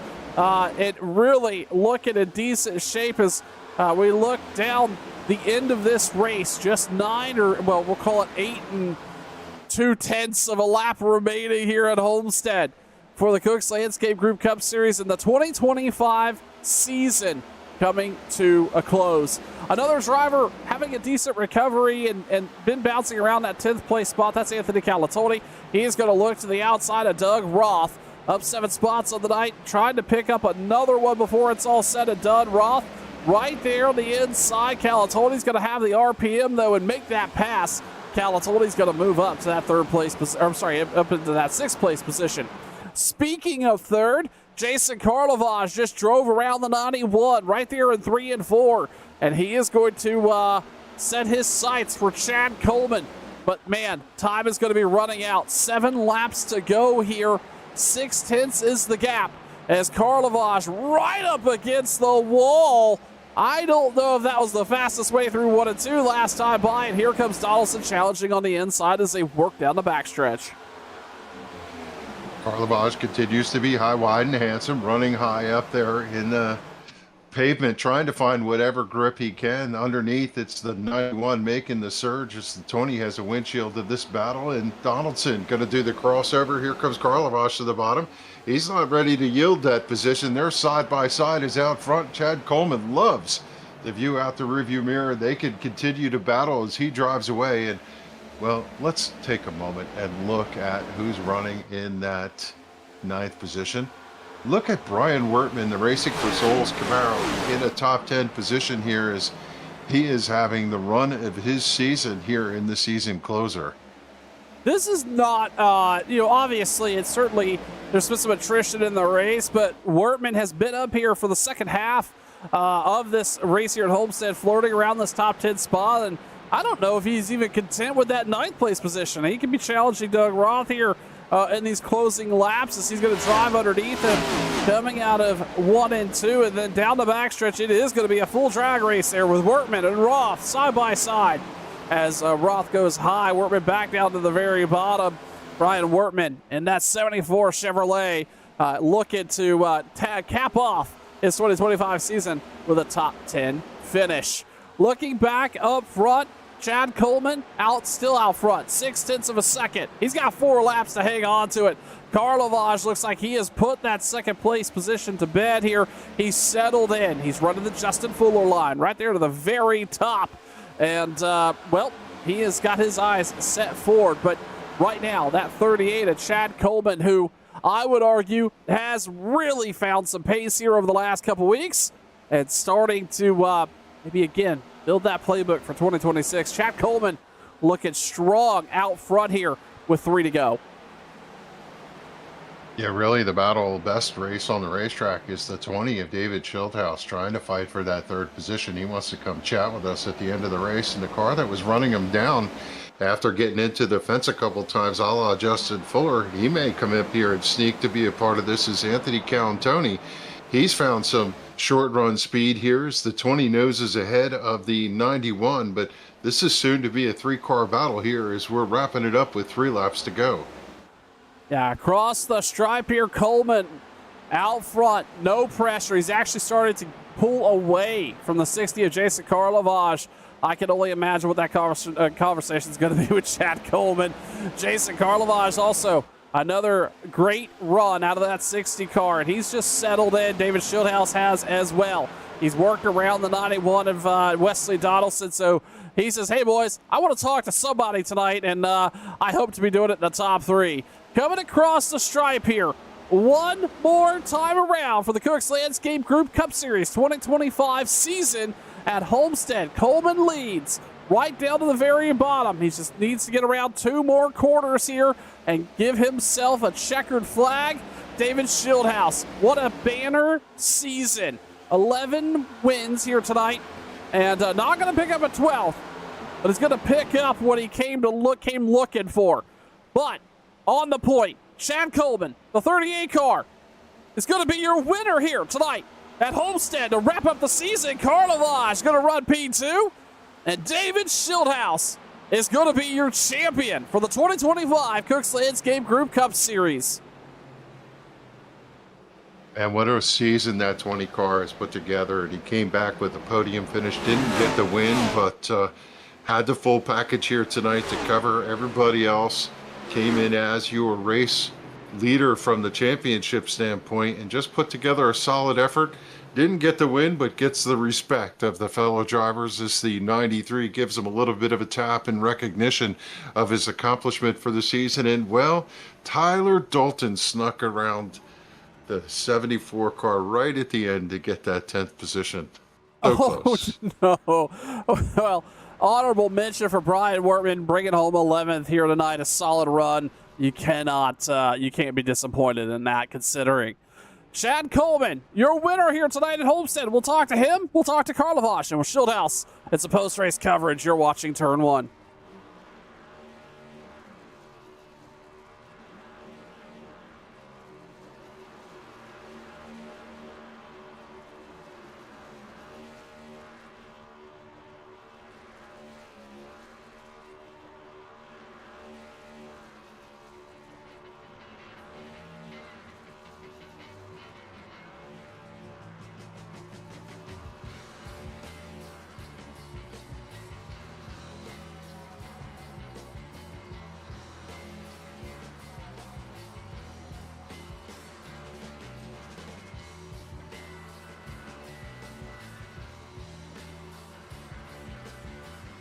Shieldhouse burns it down here on the front stretch. Let's quickly talk to the driver of the 60 car. That's Jason Karlovash. Jason, congratulations on a really solid piece here tonight at Homestead. A wild race, but again, found yourself in a really good spot here towards the end. Walk me through your night. Yeah, thanks, Sean. It was a tough race. Qualified bad and was kind of running sub top 10, right around outside the top 10 there, and just gotten some wrecks, got some damage, got it fixed, and then just when we got the caution where we can just make it on fuel, Justin and I decided to pit and get tires and fill it up there, and that was really what made the difference, to be able to get that track position, have fresh tires, and then we had a green flag run there, so everyone started to pit and wasn't wanting that last caution. It was shaping up to be a really good finish there without it, but just happy to hang on to it there at the restart. Anything can happen with those restarts, so just happy to keep it clean, bring it home second. Jason, we've seen you really pick up some speed in some key tracks here over the last couple months. What does this do for your confidence as we head to the winter break here? What racing plans do you have, and what should we expect to see back with this group next or in 2026? And did you learn anything about this car as you look ahead? Yeah, I would definitely. I'll be back next year for sure. Running this, and then Sunday night Xfinity Series or whatever sponsor that is nowadays. Yeah, it was definitely a learning year. Just kind of started the year pretty fresh with the next gen. Still don't feel super confident in it, but these kind of runs definitely make me feel like I can at least compete, and definitely will help go into the next season with some momentum, just finishing the year as strong as we did. Yeah, I think it's certainly worth noting a very strong finish here, and it looked like tonight the car. It's interesting you mentioned not feeling confident in the car, because I don't think any driver feels real confident in this next gen machine, but it looked abnormally loose and a handful here tonight at Homestead, especially off 2 and off 4. Yeah, it was super loose. Just entering the corner, you really had to back it up, or it would get super tight. But then as soon as you get past that, it's just incredibly loose, which usually makes for a good race when the car is hard to drive. Everyone's focused on driving their own cars instead of trying to race each other. So tonight was kind of a not a great showing, I would say, for the league, but just the car was really tough to drive. It was just unpredictable with the next gen in general, and just didn't have much rear downforce exiting the corners. Had to feather it. Made driving the car pretty fun, when you're not just flat footing it coming out of the corner. At least takes some skill to get around the place. So and he got options at this track too. I was definitely liking the bottom there, but was trying the top, just trying something different to get the Chad. But yeah, overall, it was fun. I'm happy because I finished good, and if I didn't finish good, would have said it was a not so great night. So I'll take it. Jason Karlovash bringing home P2 here tonight at Homestead. Congratulations. Thanks for the time, and we hope to get to talk to you in the future, Jason. Yeah, appreciate it, guys. Thanks for the season. Absolutely. Jason Karlovash. Wrap it up here for the 2025 season P2 at Homestead. We're going to go over to Kevin England, who I do believe has our winner, Chad Coleman, ready to talk with him. Kevin? Yeah, over 800 starts in Sim 500 allows us to consider this guy one of the major veterans. He's well over 70 wins in his sim racing career. Tonight he adds another one to the stats in our season-ending finale. Chad, notes say your last win, if I have this right, was Las Vegas in 24. Is that right? Probably so. I mean, I was just telling Shieldhouse down there that I thought I'd forgot how to win a race. I said every time I've been close to winning, I've either messed up or the cautions come out, or I've got, something happen on a restart and get wrecked because of the caution coming out. Man, I told him, I said, it's been over a year. I said, I don't remember when the last time I won was. And then lo and behold, here we got a hot Homestead, and it kind of just fell into my lap right there with about, 20 to go when whatever happened that brought the caution out. Yeah, we've noticed a rekindle in your speed over the last, say, 10 or 12 races. I'm not sure what flipped the switch, but that snap-on number 38 has been pretty stout lately, and a little too late for a championship run, but a good, respectable end to your season, and has to put a smile on your face considering for 2026. How good does it feel to pin down the win on the final race? Oh, it feels really good, especially with everything that we went through this season, with just being so close so many times and just having something, not go your way that kind of leads, to you losing it. And I mean, those always sucks, but I mean, it makes the winning feel even better, I think. And really, what helped turn all this around is we weren't really doing anything, and then I think like me and Kevin Brown were running around. I don't know, probably in the middle, probably about 10th or 12th some weeks.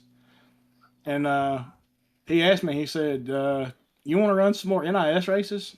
And I was like, yeah, hell, why not? I was like, I ain't got nothing better to do. I said, let's run on Thursdays. So on Thursdays, we'd run an NIS race and get a little practice, and I'll be darned, practice helps. Yeah. Isn't that funny how that works? I really feel like that gives you a little more confidence going into the night because you have all those log laps, so to speak. But let me ask you, 800 starts, does this ever get old? You have to love coming out here and finally picking up a victory after trying all season long. You waited till the last one though, Chad. Yeah, trust me, that wasn't the plan. Like earlier in like mid-season, I started kind of figuring out what to do with this car to kind of make speed, and sometimes it got me in trouble and I got myself wrecked doing it. But it's worked. And I mean, the first race, the last race, man, I just wanted to win a race. Like I couldn't win on Sunday or Wednesday. Like it didn't matter the day of the week. I couldn't close it out. So I was really glad to do that at arguably one of my worst racetracks. Like me and this place have not got along, but I've listened to some of the stuff that Tyler's had to say when he might have not have known. I was listening, and I followed him around and seen some of the lines he's run, and I put my car in those places tonight towards the end of the race, right there on that long run, and I was like, I'll be damned. It works. So I owe a lot of it to him. I owe a lot of it to Kevin for, being around to practice with when we run those races, and, thanks to everybody on our team with Comstock, and Josh Parker, who hasn't been here in forever, and of course Kevin and everybody down there that has anything to do with it on Monday nights. And of course, thank you guys. Thank everybody that has anything to do with Sim 500 and all the admins. And next year, I guess next season, I'll probably be driving something that's sponsored by Glenn Campbell and Trans Service. So we'll get that out of the way, and then we'll come out with a new paint scheme at Daytona and see if we can get one sooner than the end. Yeah, this place is a fickle beast, this racetrack, with the progressive banking and whatever. And tonight the setup seemed to be loose. We saw a lot of drivers find trouble. We know you were involved in that incident lap 46 with that stack up on the front straightaway, but how was the rest of your race? Any troubles? No, honestly, I think that getting spun right there, got me on a little bit of a different pit strategy, because I got the damage fixed, and then I about spun out because I wasn't thinking. I mean, I just slid all the way down the front straightaway sideways. So when we restarted out there and I ran about 8 laps, my left rear tire was like in the low 70s. So I went into turn 3 and about crashed in front of, everybody 10th on back. And we saw that save. That was monumental. That was monumental. It felt like it was sideways forever. I was like, yeah, just please don't hook. That's the only thing I'm saying. Just don't hook back right. Yeah, that was a good hands moment. We called that out and saw you go through, and everybody else did hook, but somehow you drove out of it there. And well, look at you now with the victory. It's got to feel good. Give a shout out to anybody else you want, and we'll let you go celebrate with your crew and your friends. Yeah, like I said, I kind of look forward to next season after winning this one. It feels really good to win a race. It feels good to win the last race. Makes you want to run the next one. But unfortunately, we're at the end of the season. Well, fortunately, we're at the end of the season. This has been a long year. But yeah, I just want to give a congrats to Shieldhouse. He had a hell of a season. He was really consistent all year. He fell off a little bit after the build. Actually, the build that he fell off is the build where I kind of figured some stuff out. So it kind of brought the whole field closer together. I think Fuller figured out a lot of the same stuff I did, and then it just kind of sucked to see Fuller and Jorgensen both have stuff kind of out of their control with the internet connection, and then I think Mark got called in to work or something at Chicagoland. So it sucks to see that happen. But congrats to him. Congrats to Kevin on a second place points finish. I'm not real sure where I wound up in points. I know I was behind a good bit after Chicago. I mean, I made up some here with a win, and so that's good. Maybe we got enough to buy something online after the day's over. That would be nice. Well, look, you're going to pull into Daytona, the most recent winner back in February, and you'll get to enjoy that all winter. Congratulations on the win. Always good to see your hard work and participation all season pay off with a victory. And don't wait till the last one next year. Let's get it done a little bit earlier. How about that, Chad? Oh, man, that'd be nice. I'd love to win about 4 or 5 next year. There you go, Chad Coleman, your winner tonight at Homestead. He gets the victory in convincing fashion over Jason Karlovage. And now we're going to spend a moment talking to our point championship and our third place finisher here tonight. Let's turn to David Shieldhouse, and the children are celebrating. How about it, David? That was not a gimme, that race. You had a pretty interesting night, but kept the nose clean for the most part and came away with a third place right at the clock there. Got yourself that third place finish and got you a podium. And we're going to talk to you both about your race and about your season championship. Nothing was a gimme all year, Kevin. Nothing was. And tonight was no different. I guess that's pretty appropriate. I was just looking back at those first couple of wrecks where the 93 got spun around and then the restart wreck. I mean, we were so close to being involved in both of those. And those could have been championship redefining moments tonight. Lucky to make it through those. But this race was not easy by any stretch. I mean, plus 11 coming in. Sort of knew what I needed to do. And just the way the race was playing out, there was so much unknown. So I'm trying to soak it all in, man. I'm just thrilled to be a champion of this series. To finish third and win the championship is perfectly fine by me. I'm really happy for Chad to win that race. He told me it's been a long time since he won a race, so I'm really happy for him to win this year. And just, man, what a night. The ups and downs, the highs and lows, but over the course of an entire season, 36 weeks of doing this stuff. It doesn't feel real yet. I'm just really relieved. Yeah, I mean, when you start looking at the stats, I'm betting that when they tally the final after leaving this, you're going to be at the top of the stat stack too. Over 800 laps led this season, 12 wins, backed up by 20 top 10s. That is a storybook season, and I don't. Everybody, I'm sure, can recognize the dominance this year, but to your point, it was not a gimme. Chad was talking about your spring and early summer troubles and the fact that the sign of a champion is to rebound from your difficulties and come back on, and you came on strong to finish the season and get yourself the championship. Congratulations. Thank you. It means a whole hell of a lot to say that I'm a champion of the Sim 500 Cup Series. I mean, that is elite company to join. In the first place, some of the best of the very best have won that championship. And to join them, that list of drivers, especially after the season that Kevin King put on a year ago, you want to talk about dominance, 20-plus wins, but it's still a fantastic battle between him and Justin Fuller. And it was a battle all season with Justin. We came out of the gates hot, and I fell apart in the summertime and rebounded and put on a performance I'm really proud of here in the playoffs. And it was going to take that kind of performance. I had to elevate, but I think I've talked about it this fall as I started getting back to form. There were times throughout that summer slump I didn't know what I was going to do.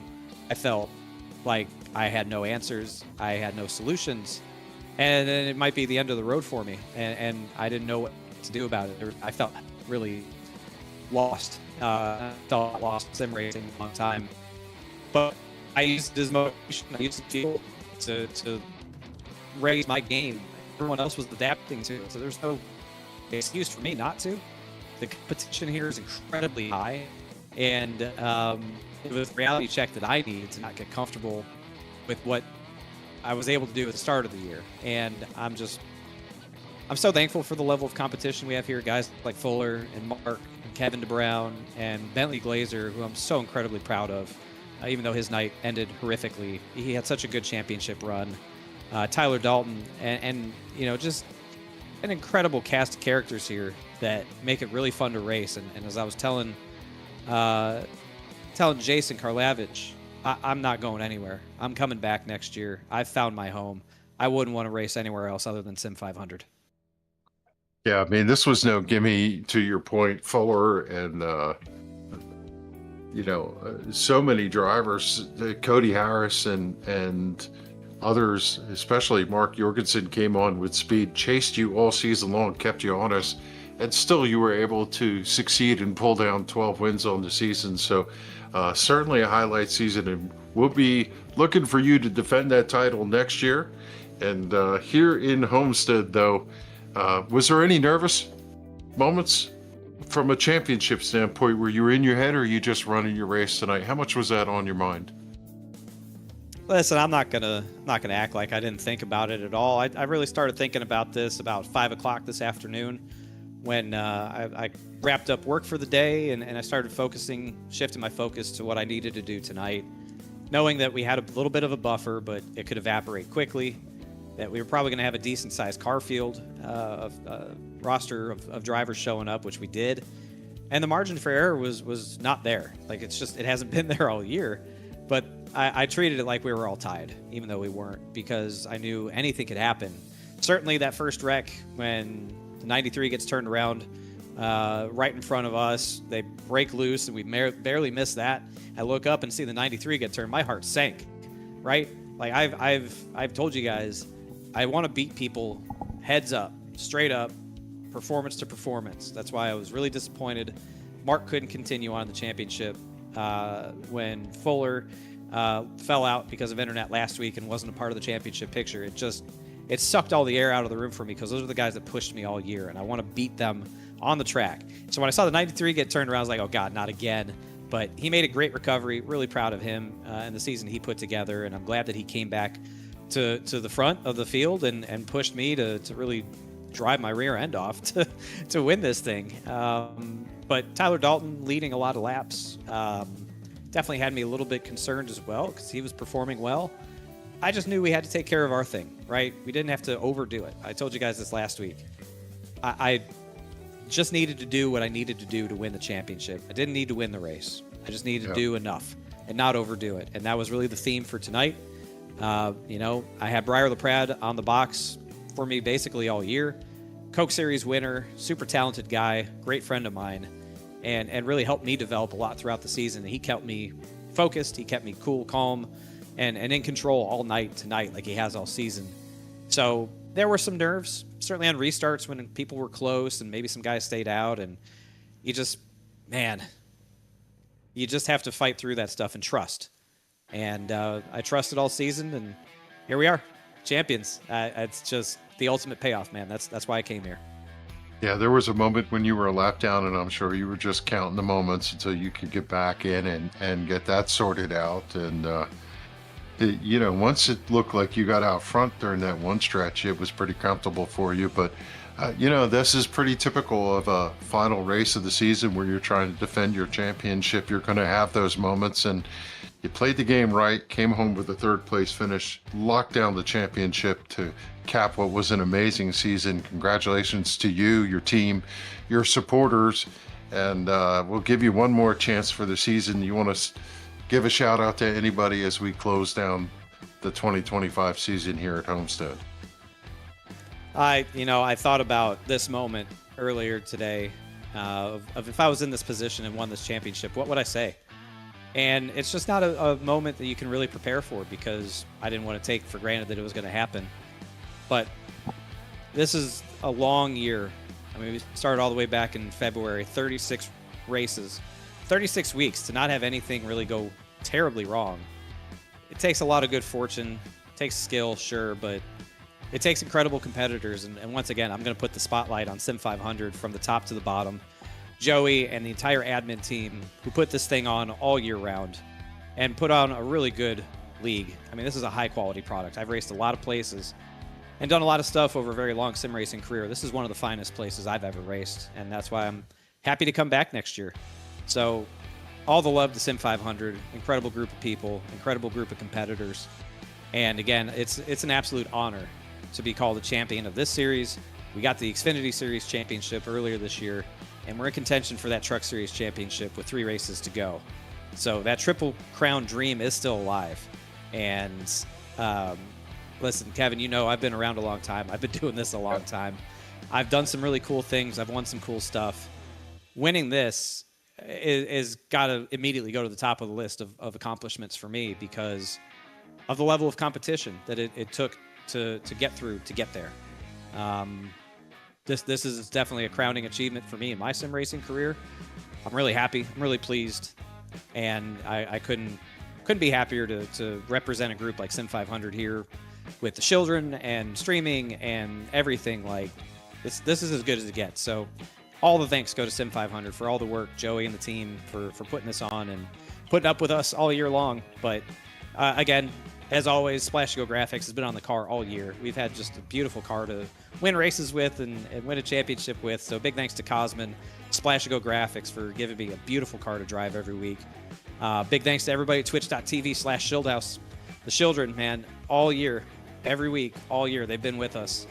And it feels so good to deliver this championship for them, to deliver race wins for them. I'm just so blessed to have these people watch me do this and support me and care.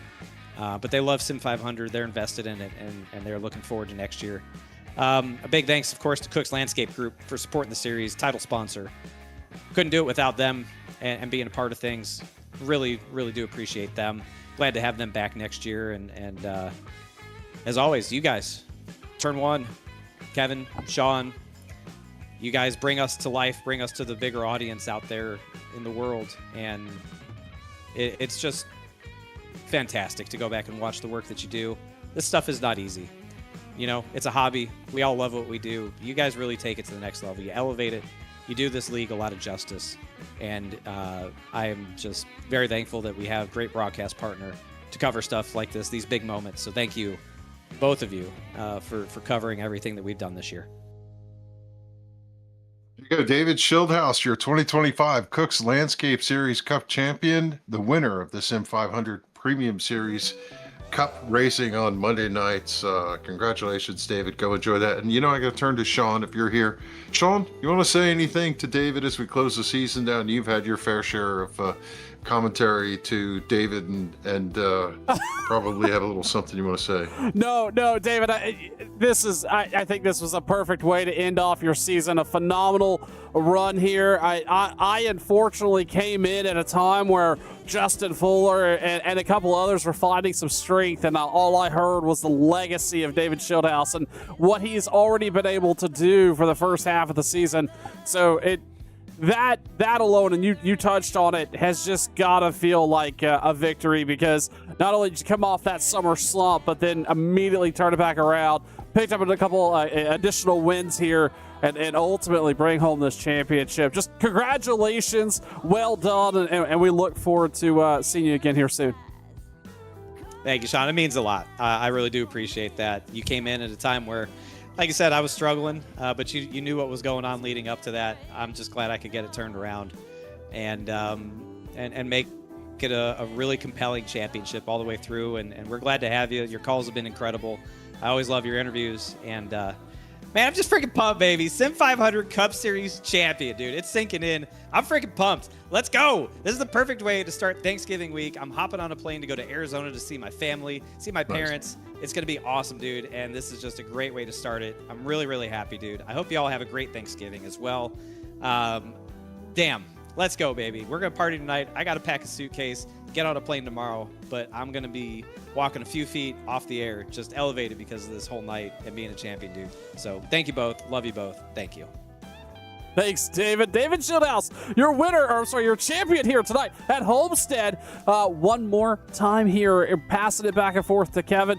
Kevin, I think we all knew this was going to come down to a one final race of everything just being tight. So many factors that could play into all of this, and you keyed up on it exactly at the right time, and that anything could have happened on that one of those last restarts that put Shieldhouse in trouble, and DeBrown was putting himself right there in a place where he could strike. That did not materialize, obviously, but that just shows you the dynamics of this racing as it came all the way through it. 35 other weeks led us to tonight, and it could have really, truly been a race of 3 different championship contenders here at Homestead. Yeah, this season was a mix of different drama throughout. What a way to end it with what I'll say is a good feel-good ending. David Shieldhouse came in, defended his championship, and got himself the championship that he deserved all season. And how about Chad Coleman getting a win? You got to feel good about that. Kevin DeBrown, best ever championship and second place, and emerged as a contender for next year. And so many good stories throughout the season, some disappointments for others. I see Cody Harris as a massive threat next year when he returns and finds a sponsorship for his car. I'm looking forward to the break in the holidays, just like everybody else. 36 races is a grind, but enjoyed every one of them and looking forward to doing it again next year. Yeah, Kevin, I finally want to pass on a sincere thank you to you for being here with me. Obviously, we walked into a race where we had never called a race together ever, and we went rolling. And obviously, it has been great to get to know you and work with you over the last many, many months, and hopefully we get to find something soon. Yeah, back at you, Sean. Enjoyed every week, and I think you and I have had a blast calling these races because they've made it easy. They've done an outstanding job. A nod to Cook's Landscaping for supporting the season. Glad to see they're coming back. And, again, we keep saying this, or you keep hearing it. The amount of work that goes in from the admin side to host these races every week, to officiate them, to put the point championship tallies up, and all of that is insurmountable. You just don't understand it. So a great appreciation to the league and the admins and everybody that makes a part of it, and also the participants. There's names that we don't call into the spotlight, but they're friends and their family, and just enjoy watching all these drivers race as hard as they can and give us the entertainment we see all season long.